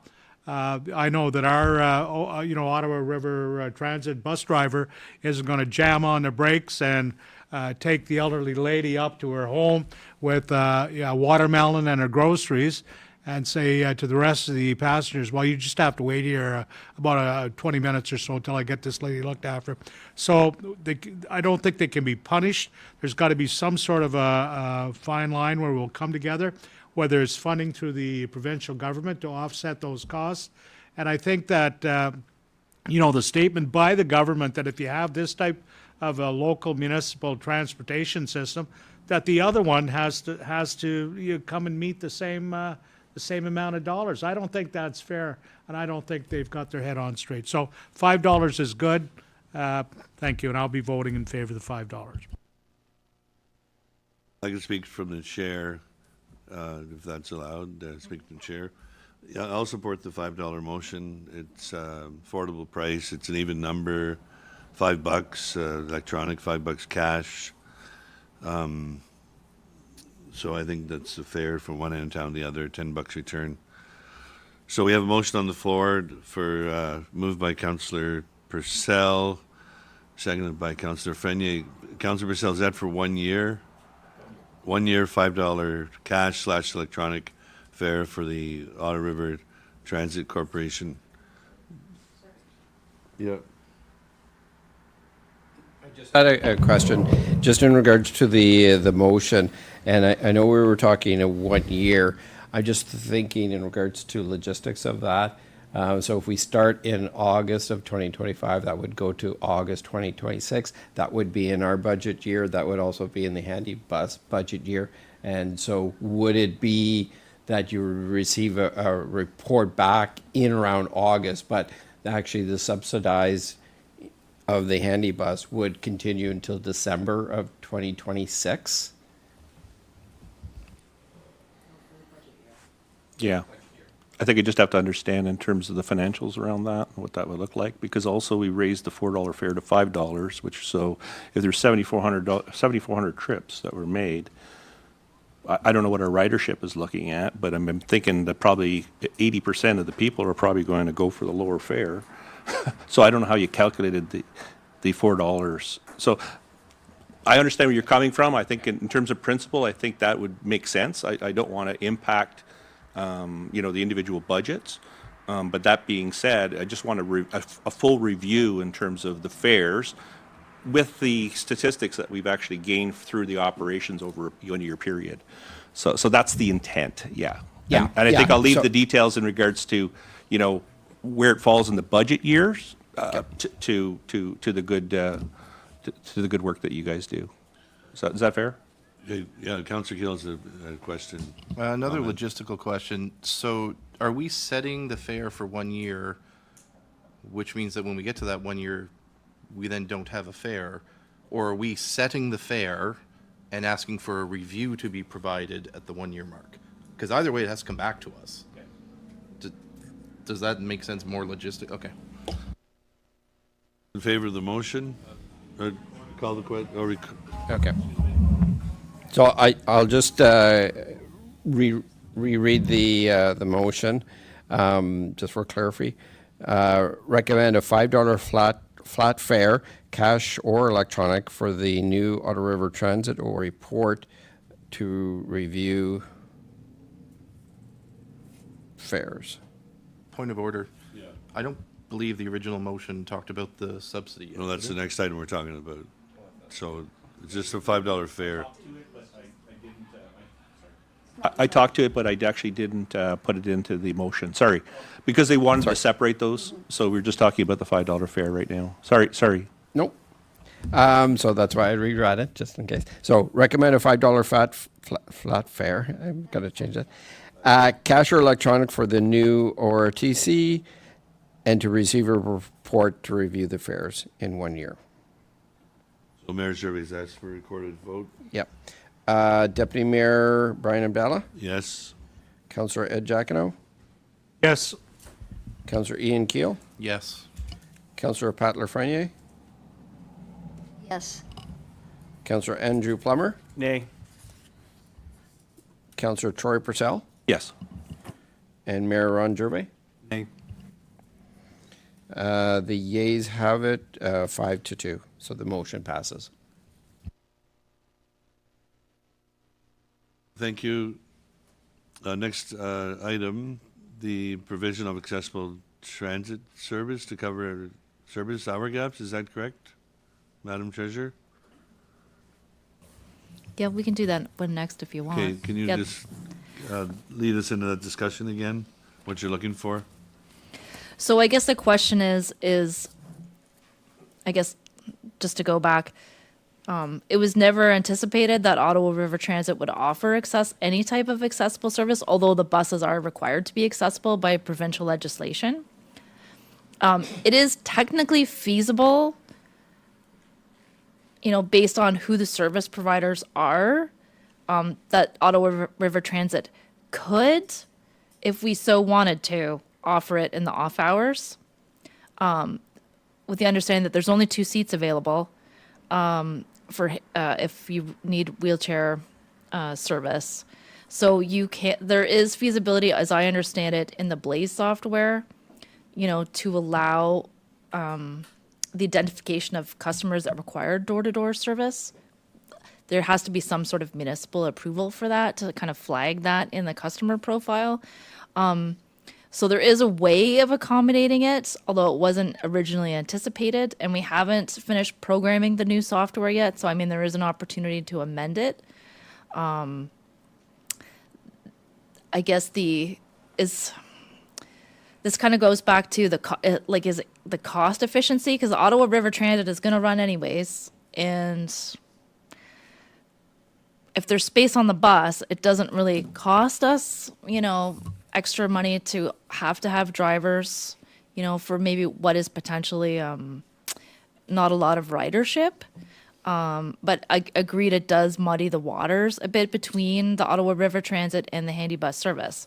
If the handy bus service was to offer it, I know they've raised some concerns about the additional cost. And again, without necessarily foreseeing a lot of revenues to offset that cost, because they're anticipating that it would cost them an extra, $31,000+ a year. And that, I believe that's just driver costs. That's not, gas and that kind of thing, wear and tear on the vehicle. So I guess feedback is needed from council of, do you want us to offer this potential to handy bus and have this conversation with them, or are you willing to accept that handy bus might cost more if they want to achieve, hours of service parity between the 2 services? And obviously, I guess if we run out of funding, then it's going to come back to us. Right now there is extra money in the gas tax reserve, but there is a requirement for the handy bus to replenish their fleet as well. And, those 2 things are going to, start coming up against each other in the near future. So, there will have to be further discussions on that from a financial point of view, as the handy bus looks at having to replace their next vehicle. And, do they need to look at financing? This discussion is going to come to a head fairly quickly, I think, because they're looking at having to replace a vehicle, I believe, in the next 2 years, so. Okay, so we're talking about the provision of accessible transit service to cover any service hour gaps between ORTC and the handy bus, as may be requested by Friends of the Disabled. So we have Mayor Gervais, then Councillor Keel, then Councillor Lafreniere. Thank you, Mr. Chair. So take a step back. So now I'm looking at my notes in terms of how I can work these comments in. The handy bus has been in existence for over 36 years, providing door-to-door service for those that are most vulnerable in our community. In terms of the handy bus and the service it provides, it does supply a service on Sunday, so that was incorrectly stated earlier that it doesn't. It does. We reinstituted that again to try and provide a more rounded out service to individuals. No, it doesn't go as late as what is being proposed by the city, nor does it go on Saturdays. I know that the Handy Bus Board has met on a number of occasions in recent months because of everything that's going on. And I believe the feeling is that the Handy Bus would step to the plate and provide the service, knowing that the cost seemingly is another 30 some odd thousand that has to come from somewhere. The gas tax, and I find it interesting that people keep referring to the gas tax, oh, they can just use that, we can just use that. The handy bus utilizes that, yes, for a planned bus replacement, and I know some will then throw at me, well, right now there's an arrangement with the city of Pembroke, the city of Pembroke got a grant and so forth. The handy bus had to come up with its portion of funds to try and subsidize that, nor is there any promise that there's going to be such a similar grant in the future. In fact, there hasn't been a gas tax, or sorry, a gas related or a grant related bus replacement grant in eons. The government just got out of it. I heard and I understand why some councillors are saying, okay, so how did we get to this point? And I know what Councillor Keel is saying, well, maybe we should have tabled this because isn't it a blank backwards? And I totally agree. So I can say this, that in terms of the handy bus, when the Paradigm company or consultant was researching this probably 3 or 4 years ago, they reached out, as I understand it, once to the manager of the handy bus to ask certain questions to prepare a report. The next time that the now consultant left turn, right turn came forward is after last time council discussed this, and all of a sudden it was like, ooh, what's this issue in terms of AODA? And the handy bus was engaged, our whole, almost the entire board engaged on April 8th with left turn, right turn to discuss this issue. And that question was asked by the consultant already and wasn't met with a resounding, oh, yes, these individuals, these vulnerable individuals, you can just utilize this conventional system to supply that need.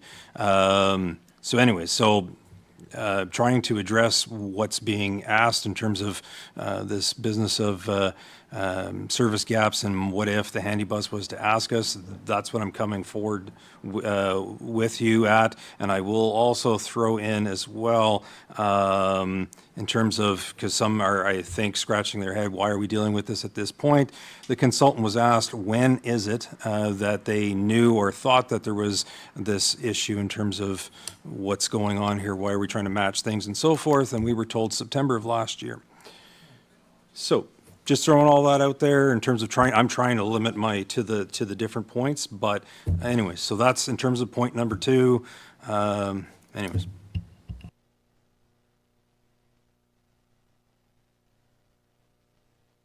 Yes, Treasurer. Yeah, so in my mind, like, this parity issue was only raised after the handy bus did a presentation to council, like after we made the decision in January. So this is, hindsight being what it is. I mean, we're going to have to try to figure it out, but I was not aware that staff was not aware that this was an issue prior to the handy bus presentation. So I'll just say that. To be clear, I'm not trying to say that staff knew or anything. What I'm trying to point out, and Mr. Unruh was there, the consultant said this. I'm not in any way trying to slight staff. I'm saying, though, that we pay money for a consultant that says this. Okay, so we have we have Councillor Keel, then Lafreniere, then Councillor Purcell. Councillor Keel.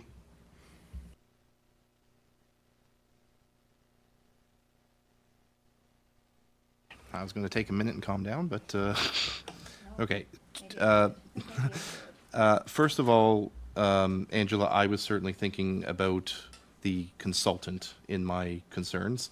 I 100% accept, as per a conversation you and I had, that we at the city knew about it late in the game, but it's my opinion the consultant should have known what they were consulting on earlier in the game. So just to be clear, if any comment about my displeasure you thought was towards staff, it is absolutely not.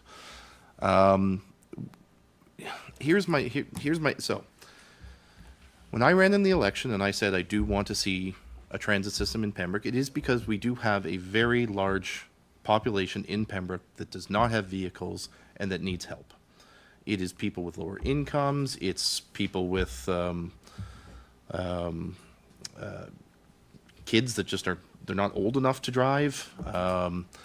And certainly as things go on and we have larger weather events, that causes problems. We had a bus strike.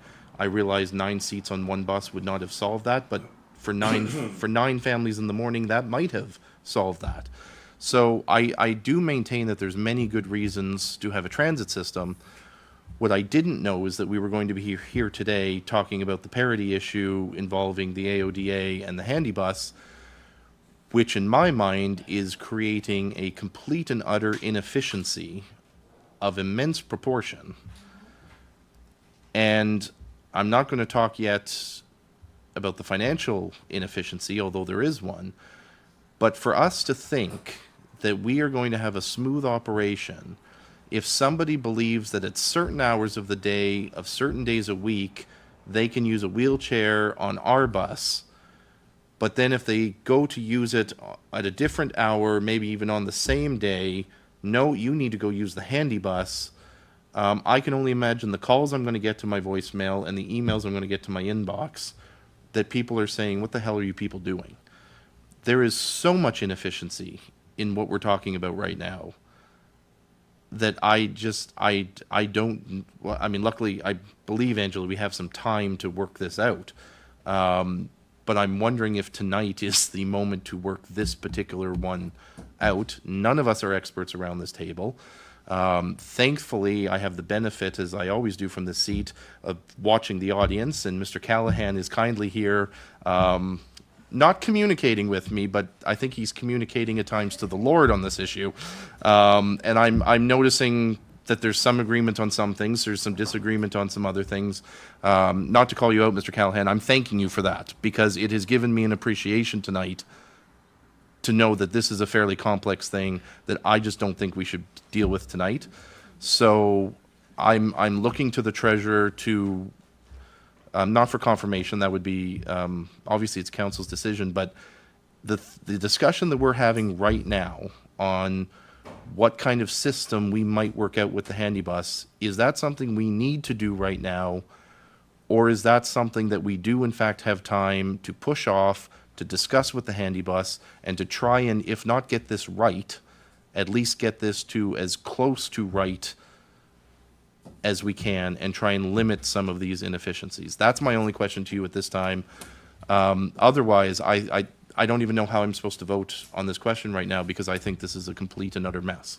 So my only question is do we have time to work on this particular question?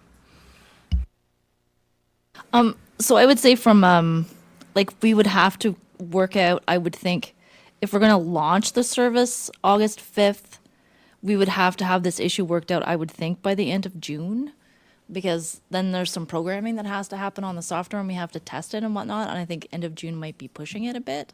But there's definitely an opportunity, I believe, for us to meet with Handy Bus again, to have some, have like a little one-day power session, to kind of work through some of this and have a further discussion about it, because obviously, we don't have sort of intimate knowledge of how the handy bus works. I mean, to some of this, there's pros, there's cons. Because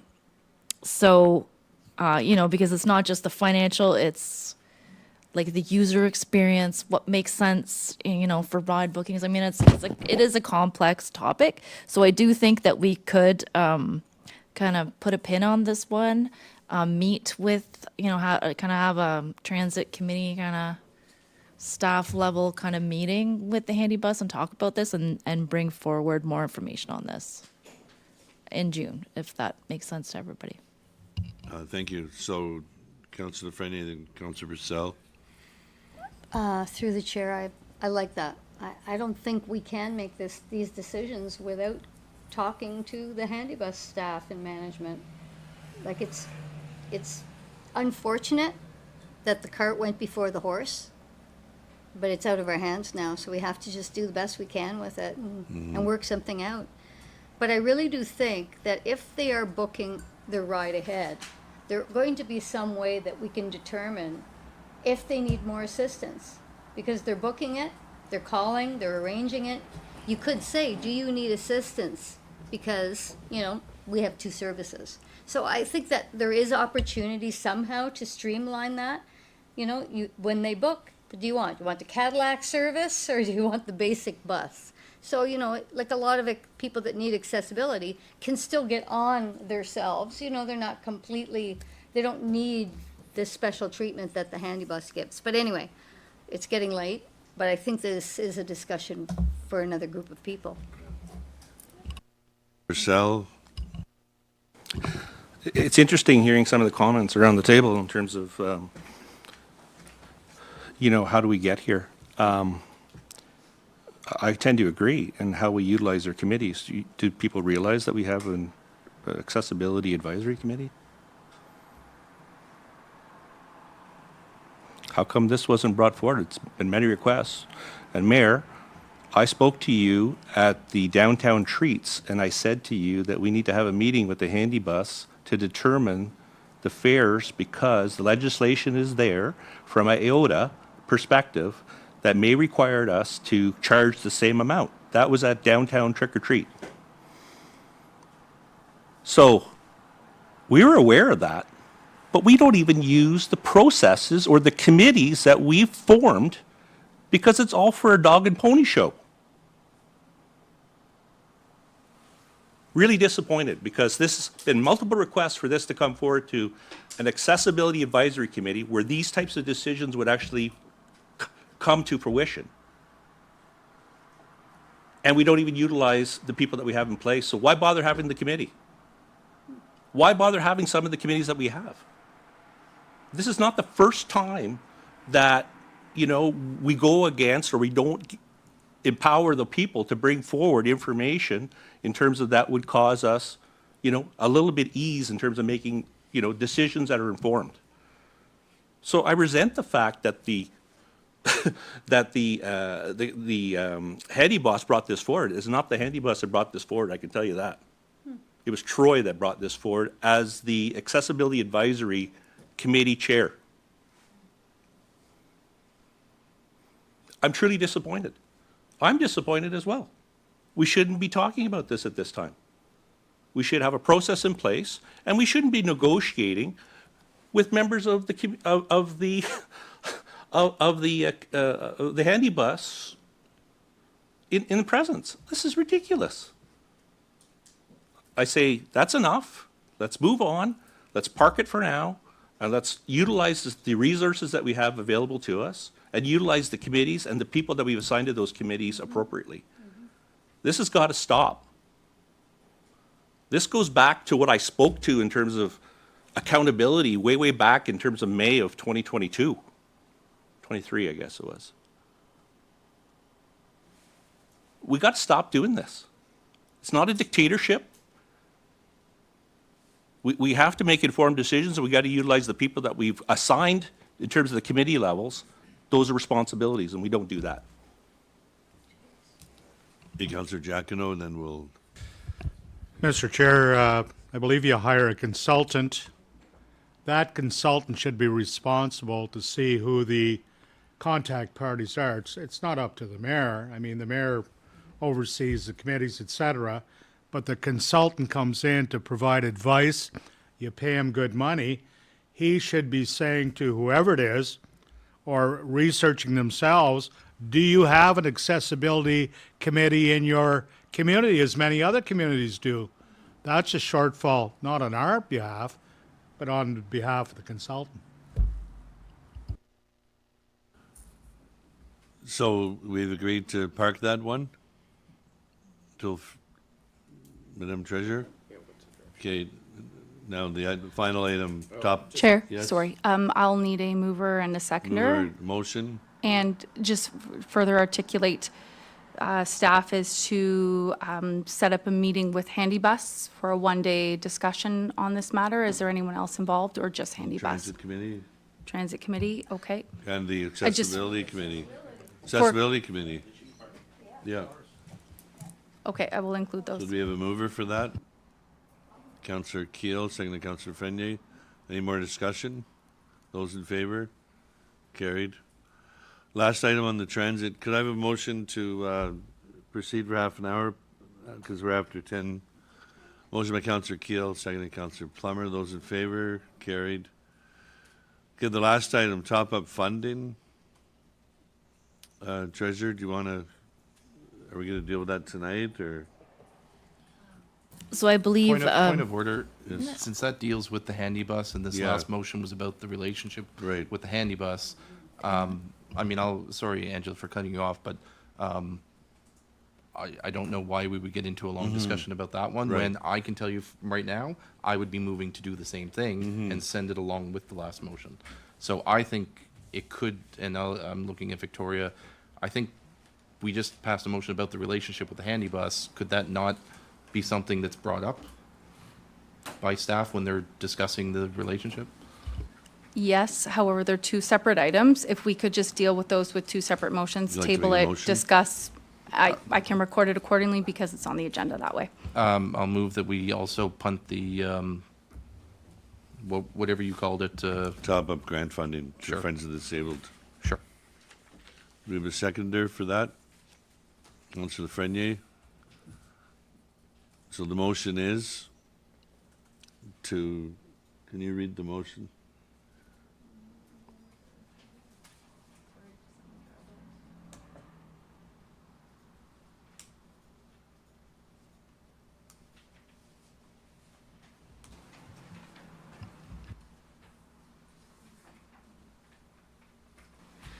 Sorry, is this regarding the fees and charges bylaw part of It's your the top-up recommendation? funding. Yeah, the top of funding, but it's changed. Provide top-up funding to Friends of the Disabled. Okay, so the third point in the report states, provide top-up grant funding to the Friends of the Disabled for fare differences. Yeah. Should I read it in its totality? It is in the report, but for clarity, are we, Yeah, but we're not doing that one, we're doing that it's being pushed. yeah, tabled. Yeah. Motion to table?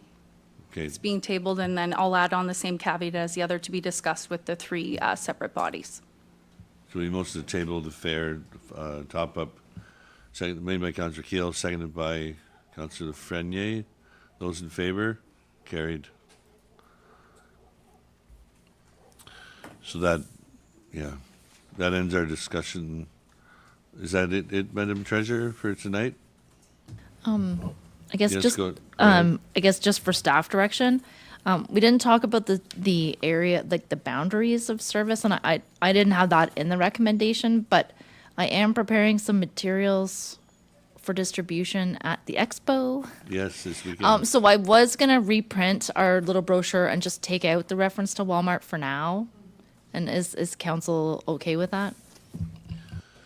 Okay, so we're going to discuss the Walmart location right now. We have Councillor Keel and Councillor Plummer. I don't think we need to punt this one. I'm going to maintain my same position from the last time, that if we want this transit system to work and we want our residents to use it, it needs to go where our residents want to go. And I feel Walmart is going to be a particularly popular destination.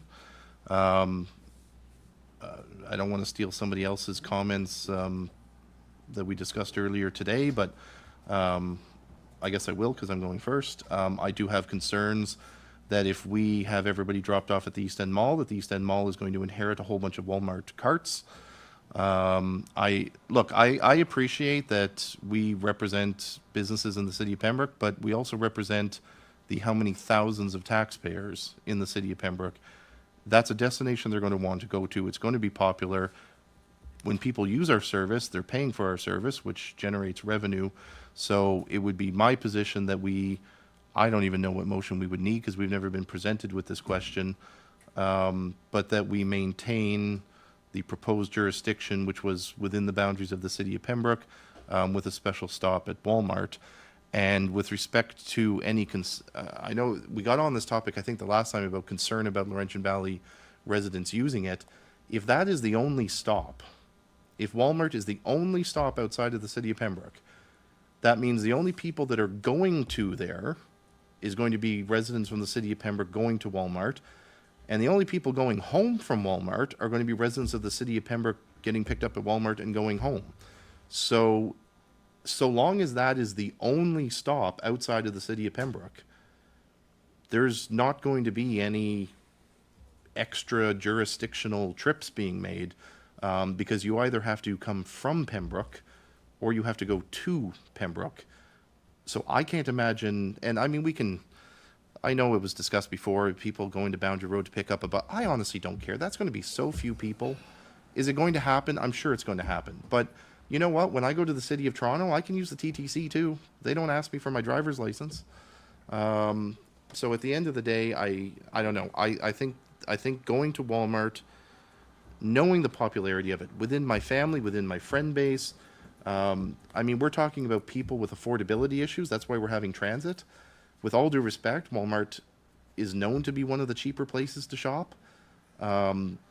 So, I mean, at the end of the day, I think we have to maintain the proposal, which was the city of Pembroke boundaries, with one singular extra jurisdictional stop at Walmart. Are you making a motion? I think I did. Yes, you did. Councillor, seconder for that motion, Councillor Plummer, would you like to speak now? Well, I was just gonna say, what a way to kneecap your system off the start. You know, just, you want to fail a system, don't go to Walmart. So, simple as that. I didn't hear the last part. Sorry. I said, if you want to make the system fail, don't go to Walmart. I think you want to succeed, you better go there. Councillor Giacono? I'd like to go to Cobden on that bus. I believe that at the last meeting we had, this council agreed that Walmart would not be within that jurisdiction of our bus service. Correct me if I'm wrong, Mr. CAO. I believe that we had a meeting and a discussion, and we agreed that Walmart would not be on there due to the fact that the residents of the city of Pembroke are picking up the bill to pay for it. If Laurentian Valley wants to kick in, and if Walmart wants to pay for one of those buses, I'm all for it. Otherwise, no way.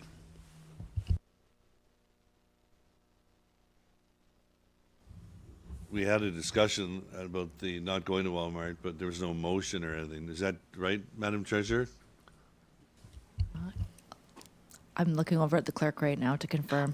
Definitively, it was a while ago. I would have to go back, and I can if you there give was me no a few motion minutes. made. but- I'd like a clarification on that because there was a lot of discussion. No, I don't remember there being a motion for There that. was, well, I There recall. there was from- discussion. There was discussion. Whether you recall or not, Mr. Chair, I'd like to see what the minutes said. I can wait. Okay, we'll take a 5-minute recess.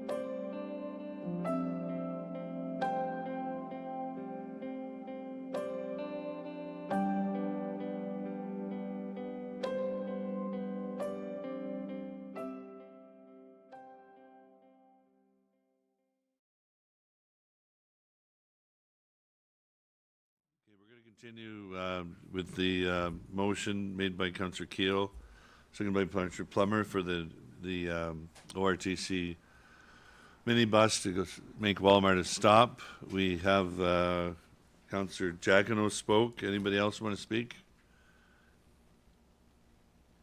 Okay, well, if I can speak from the chair before we vote, is that okay?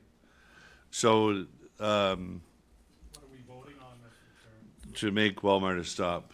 Has anybody made a motion to that effect? Councillor Keel and Plummer seconded. Yeah, I can read the motion once we get to that point. Okay, so the Walmart's located in Laurentian Valley.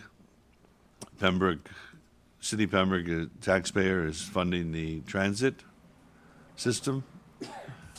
And Walmart, they employ local people, but it's in Laurentian Valley.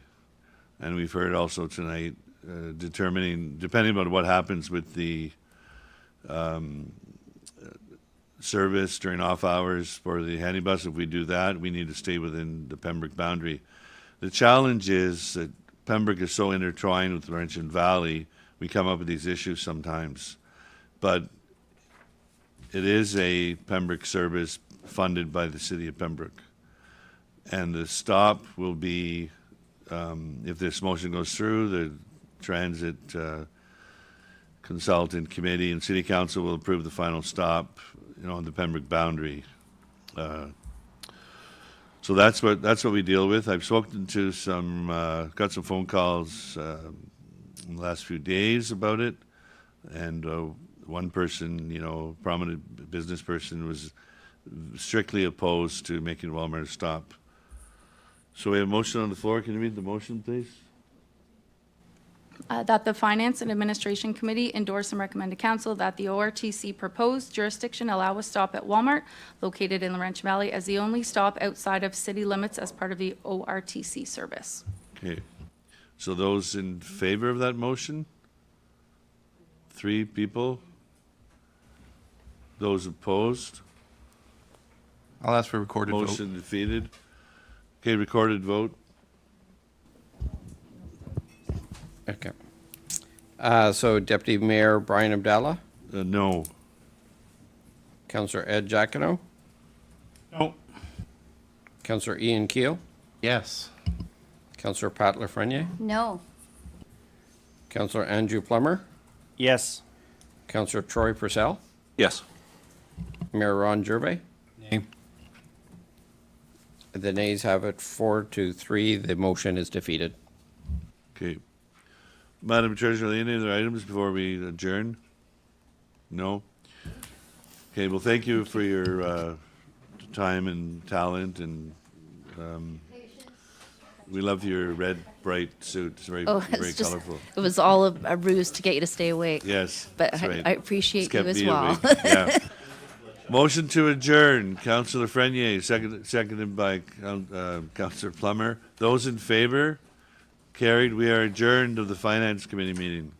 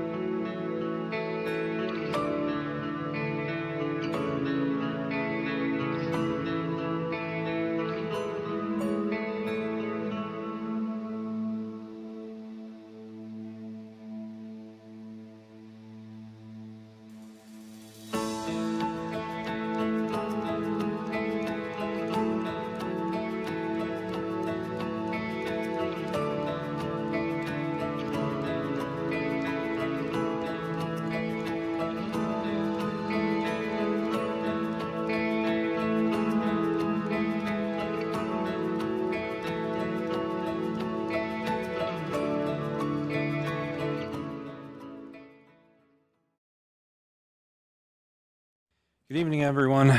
Call this council meeting to order for May 6, 2025.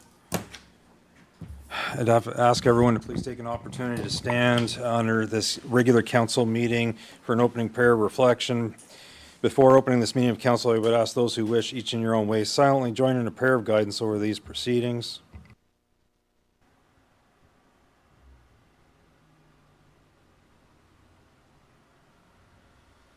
Thank you. If we can have a motion to, I guess, suspend the procedural bylaw so we can get through this council meeting. Moved by the deputy mayor, seconded by Councilor Plummer. Those in favor, against? Okay, it's carried. Disclose of pecuniary interest. Okay, I have 7A and 9A, and I'll be calling upon the deputy mayor when we get to those different items for the same reason that I gave earlier this evening, as subsequent to this matter being discussed last time. As I understand it, Bob Shepherd has been retained to assist the city in those matters. Moving ahead to minutes, approval of minutes, council, regular meeting of council, April 15, 2025, moved by Deputy Mayor, second by Councilor Plummer. Those in favor?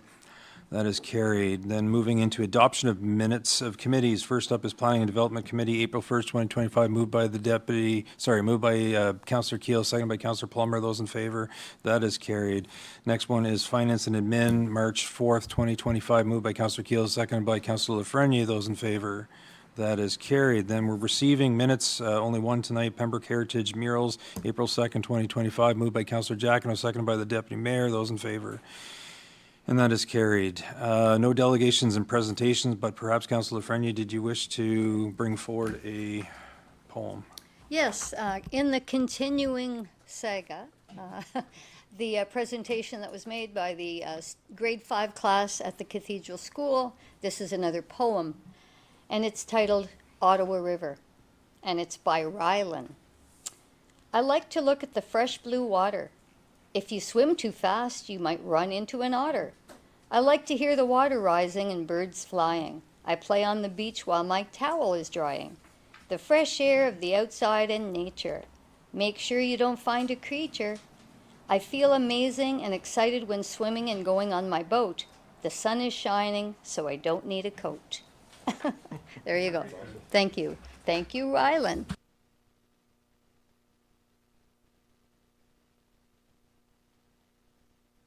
Moving forward to staff and committee reports, and I'd call upon the Deputy Mayor for 7A.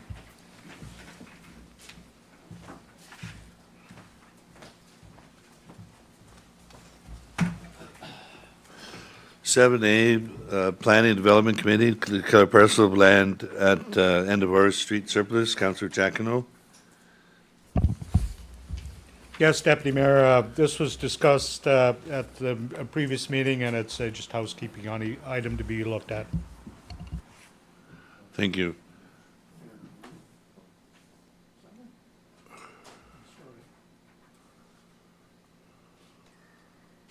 Oh, you wanted the bylaw or the lots?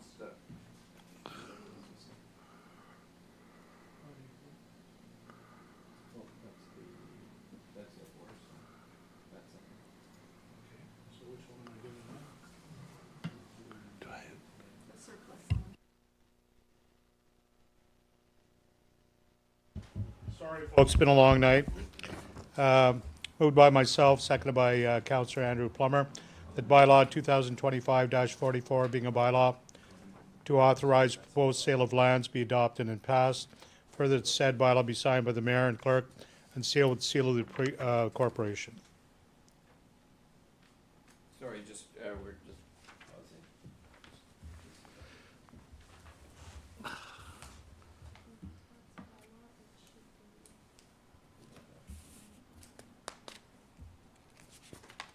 That was 9A. Yeah, 7A. Sorry about that, everyone just had that clarification. This is not the right one. Oh, this is the only two I have? Yeah, I know that. Yep. Oh, No, it's it's our right fault. here. No, that's Horace Street. Horace, yeah. Yep. both Forest Street. So one's the sale he just read, 9A. Tried the other one. This one? Declare Okay, surplus. sorry, you're correct. Sorry, folks. We have time. Moved by myself, seconded by Councillor Plummer. Be it resolved that the Corporation City of Pembroke declares the following land as surplus and gives notice of the proposed sale of the said lands. 1, a parcel of land at the end of Horse Street, open road allowance. The land to be sold is legally described as part lot 200, Plan 103, part lot 15, concession 1, Pembroke, as in PMC 19985, between R 329706 and Pembroke, and PMC 30163, the Indian River and Horse Street, Plan 103, City of Pembroke, and being all of PIN number 57164-0298, known as in brackets LT. The lot is zoned open space OS-S.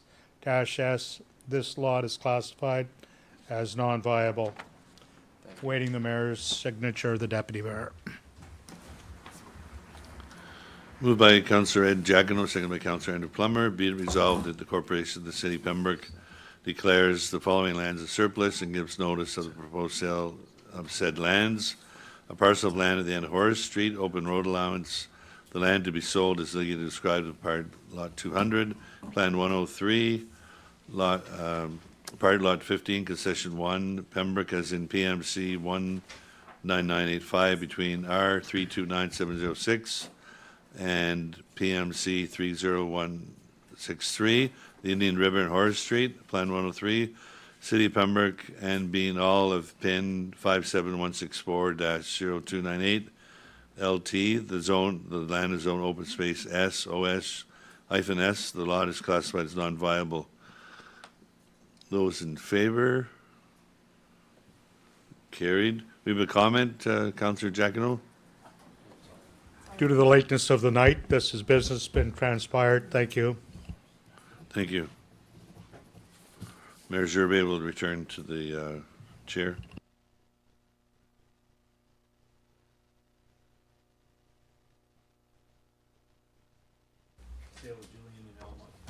Sale is Julian and Elmira Street. Councillor Keel. Resolution number 2025-05-05, moved by myself, seconded by Pat Lafreniere. The Corporation of the City of Pembroke declares the following lands as surplus and gives notice of the proposed sale of the said lands, whereas the City of Pembroke Planning and Building Committee has reviewed the unopened road allowance located at Julian Street and Amaya Street, and whereas the unopened road allowances are no longer required for municipal purposes, now therefore be it resolved, the City of Pembroke Council declares the Julian Street and Amaya Street unopened road allowances as surplus lands, and the council give notice of its intent to permanently stop up and close the said unopened road allowances at its meeting of May 6, 2025, and that city staff send a letter to the abutting property owners of the non-viable portion of Julian Street advising of council's intent to declare the lands surplus and to add the lands to the city's surplus land inventory available on the municipal website, and further that a subsequent report be brought forward following the completion of the 20-day public comment period recommending the sale of the 2 parcels of land together with the proposed development agreement, and I would suggest the mayor dispense with rereading.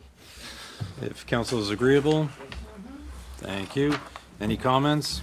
None. Call the question. Those in favor? That is carried. Thank you. Okay. Proclamations. I do hereby declare May 2025 as Community Living Month in the City of Pembroke, whereas Community Living Ottawa Valley is a non-profit organization governed by a board of directors established in 1958 and is a member of the Community Living Ontario. It has approximately 200 members representing communities in the Upper Ottawa Valley and provides service and supports to adults with intellectual disabilities. And whereas Community Living Upper Ottawa Valley's goal and vision statement that all persons live in a state of dignity, share in all elements of living in the community, and have opportunity to participate effectively, advances and educates citizens of all communities. And whereas Community Living Upper Ottawa Valley remains true to its vision, foreseeing a society where all legal and human rights are afforded to every citizen without discrimination, and where everyone is supported in the efforts to become a participating, respected member of our society. So every year, Community Living Ottawa Valley strives to raise awareness and educate people throughout the Ottawa Valley regarding the importance of individuals with intellectual disabilities benefiting from full citizenship in their community. The City of Pembroke is proud to fly their flag in the month of May, and It is flying out front of City Hall. Therefore, be it resolved that I, Ron Jerva, Mayor of the City of Pembroke, proclaim May 2025 as Community Living Month in the City of Pembroke. Next matter is bylaws. I'll call upon the Deputy Mayor.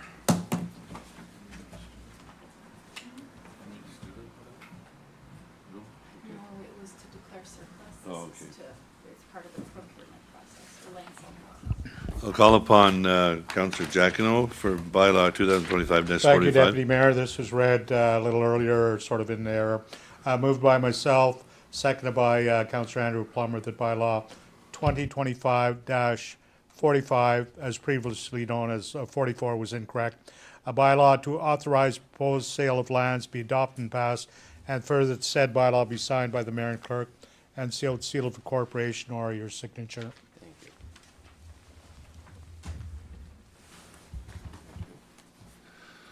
Moved by Councillor Jacquino, seconded by Councillor Andrew Plummer, that bylaw 2025-44, a bylaw to authorize the proposed sale of lands be adopted and passed, and further the said bylaw be signed by the mayor and deputy mayor and clerk and sealed with the seal of the corporation. Those in favor? Carried. Comments, Councillor Jacquino? No, it's already been passed. Okay. No, good. Thank you.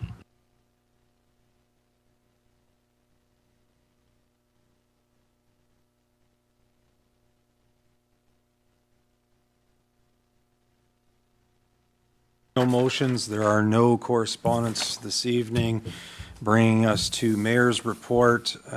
So good evening, everyone. Wish to bring forward my mayor's report at this time. On April 22nd, I had the pleasure of attending with our MPP and members of the Horticultural Society as we planted 2 trees in Coronation Park in honor of Earth Week. Let us do our part for the environment. On April 24th, I attended the Kiwanis Club of Pembroke's Charter Night, celebrating 103 years in the city of Pembroke.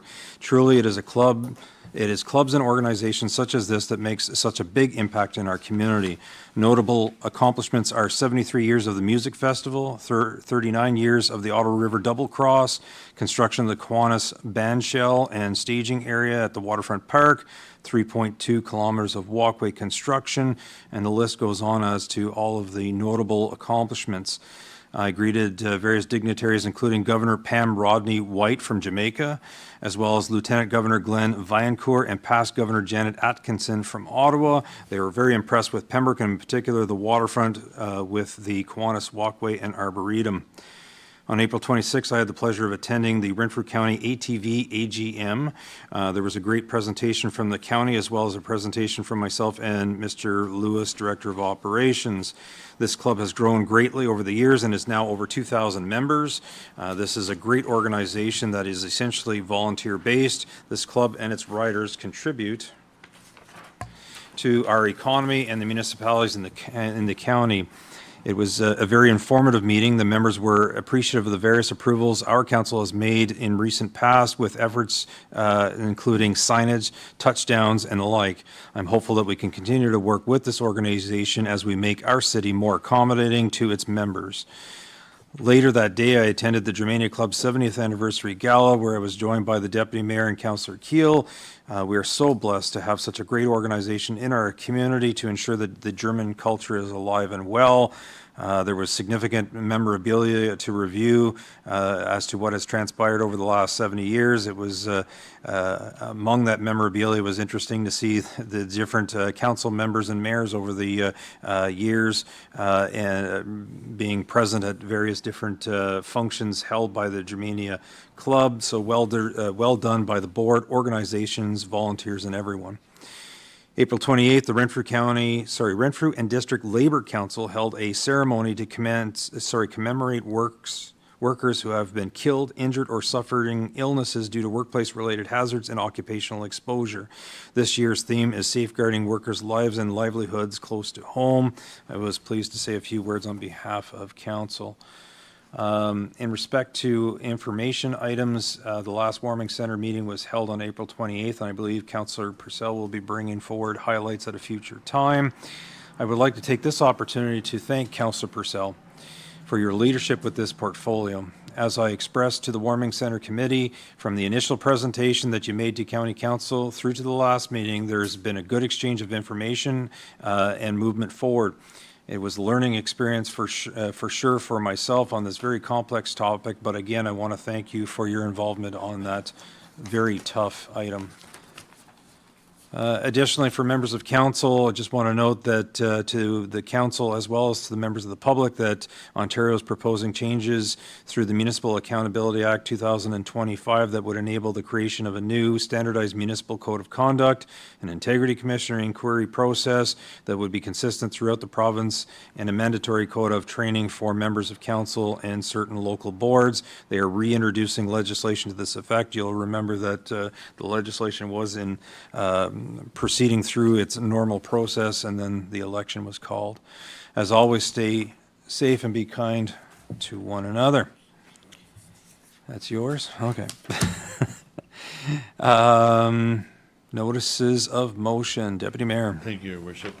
At the next meeting on May 20th, I'll be bringing a motion forward, moved by myself, seconded by Councillor Purcell, to request to exempt the city of Pembroke from strong mayor powers. Thank you. Councillor updates. Councillor Keel, and then noted. I'll do this very quickly. Lots going on at Festival Hall, Your Worship. On April 25th, Festival Hall hosted the Algonquin Renfrew Pembroke federal election debate. Very successful attendance, lots of people there, and it was great to see those candidates who showed up, what their views on a number of topics were. I'm sure this council joins with me in congratulating Cheryl Gallant on her re-election as our local member of parliament.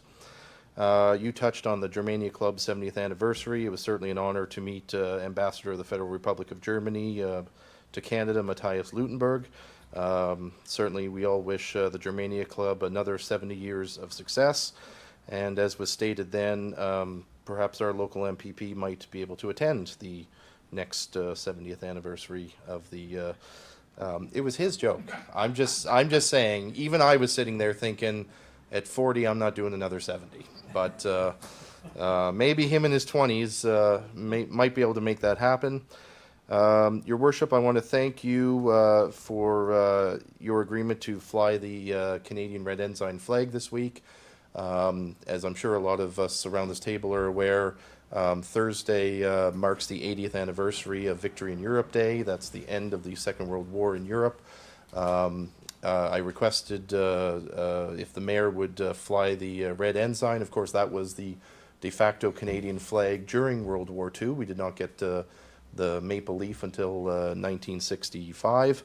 And his Worship and I, with a very large contingent from our local Legion, on Friday, we're present here in council chambers to present the mayor with the flag, and I believe it's flying this week out front of City Hall. So thank you deeply, Your Honor, or Your Worship, maybe Your Honor someday, who knows, for that.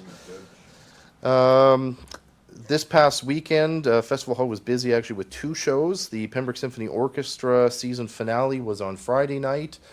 Very well attended, and then on Saturday, Garth and Shania packed lower house at Festival Hall.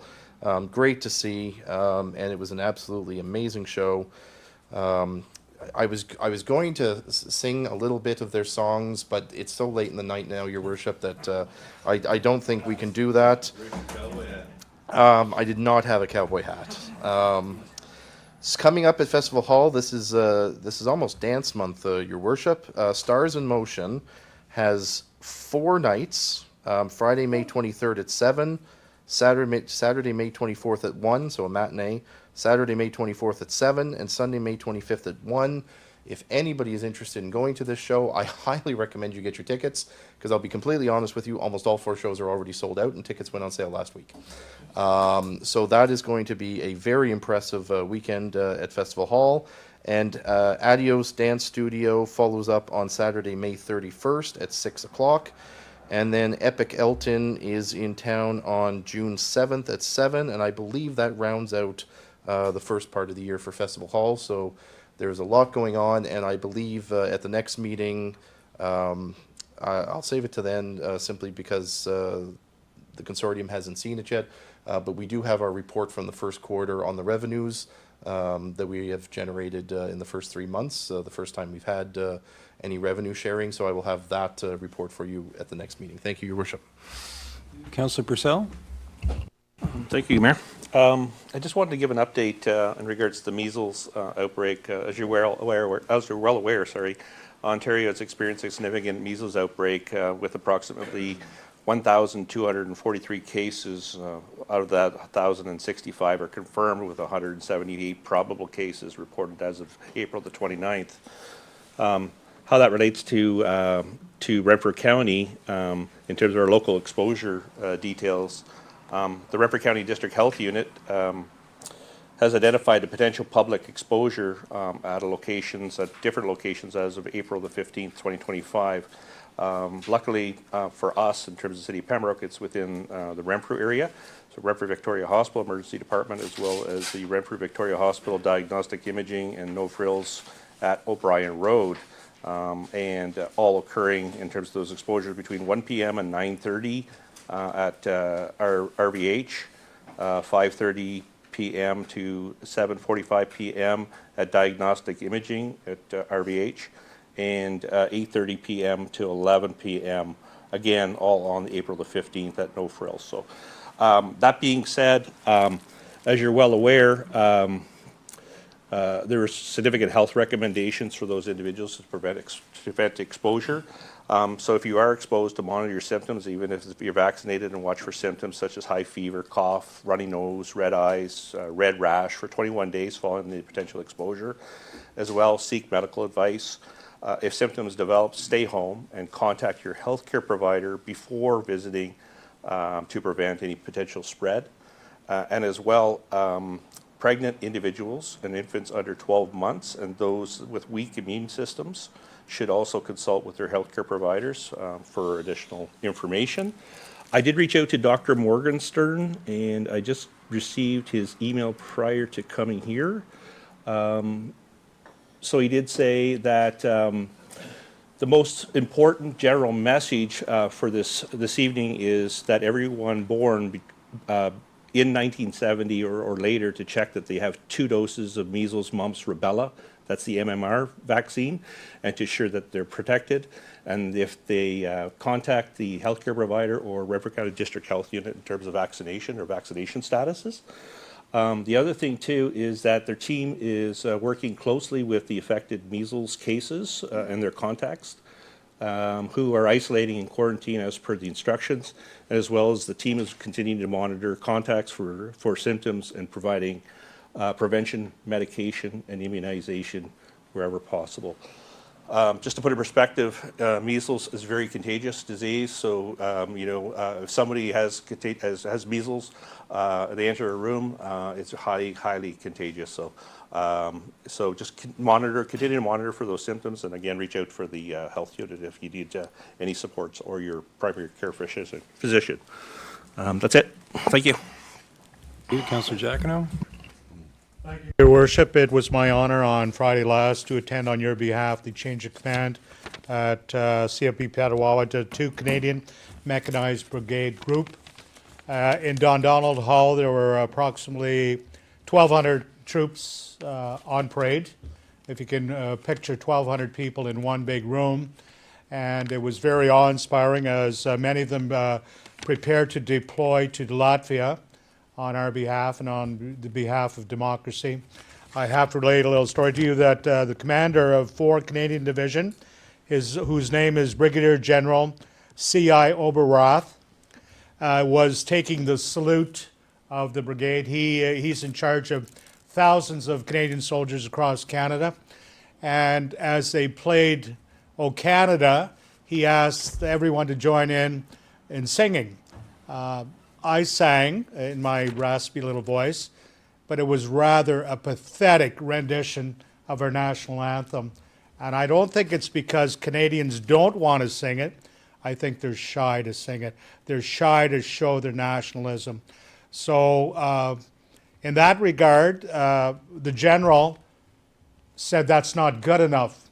Sing it again." And in my estimation, that would be the proper thing to do, because there were 1,200 soldiers there willing to put their lives on the line for us, and people don't want to sing "O Canada." How would you feel? And I'm going to tell you, the second time round, they raised the roof, the national anthem. It brought out the true aspects of who we are as Canadians. I have to remind you as well that when these soldiers, male and female, deploy, you know, some for 6 months, some for a year. Can you imagine leaving your family for a year? I would ask if you know a military person, male or female, that may need some assistance, may need a little hand up when their spouses are gone, or a kind word, then do that. You know, as you say, Your Worship, be kind, you know, to people. That's what it's all about. And in closing, I just want to say the outgoing commander was Colonel K.M. Reeves. The incoming commander was Colonel J.D. Schwab. They have a couple of chief warrant officers, each of these folks, who are their connection directly to the troops. They may have many subordinate officers under them, but they deal with the sergeant major, because the sergeant major is a tough guy you see in the movies. He's the guy that deals with the troops, and the commander relies on their opinion of what's really going on. So, Your Worship, thank you for letting me go and represent you. And I think that, as I said, if you can be nice to somebody, maybe plow their laneway. You know, 6 months, long time to be away from your family. A year's even longer. Thank you. Thank you, Councillor Giacomo. Deputy Mayor. Thank you. On behalf of the mayor and I, we had a community watch meeting last night. Councillor Keel and the mayor were in attendance. The mayor and I are co-chairs of the program. It's going into our 6th year. January, 5 years ago we started. We have 8 zones, and it's continual. Last night's meeting was very positive. Continual cooperation of the Pembroke OPP, City of Pembroke Police Services Board, and the volunteer group at Community Watch. I want to put a shout out to Steve Halpenny, our zone coordinator, and we might have 1 or 2 more zones on the horizon. If anyone wants information, they contact myself or Steve Halpenny or the mayor. This Friday night, 4 till 8 and 10 till 3 Saturday, we have our Community Expo, which has grown beyond expectations. And you can look for the Community Garden, the Community Watch Group, Police Services Board, and the Handy Bus all together at the west end of the floor. And I'll have Rain Barrel on display to provide information, and the Rain Barrel is our fundraising for the Community Garden, and the sales end May 24th. Congratulations to the Germania Club, as we talked about, and we hope to see you at the Community Expo. Lots of stuff going on there this weekend at the Pembroke Memorial Centre. Thank you. Councillor Purcell, you have a motion to move into closed? I do, Your Worship. Motion to council to move into caucus meeting for May the 6th, 2025, moved by myself and seconded by Deputy Mayor Abdallah, that this meeting become a closed meeting to discuss advice that's subject to solicitor-client privilege, including communications necessary for purpose as per section 239(2)(f) of the Municipal Act regarding 273 Victoria Street. Thank you. Motion by the Deputy Mayor, seconded by Councillor Purcell, that the meeting become a closed meeting. Okay, Purcell and seconded by the Deputy Mayor. My apologies, that the meeting become a closed meeting to discuss advice that is subject to solicitor-client privilege, including communications necessary for the purposes of section 239(2)(f) of the Municipal Act regarding 273 Victoria Street. Those in favor? That is carried. We'll now move into a closed session.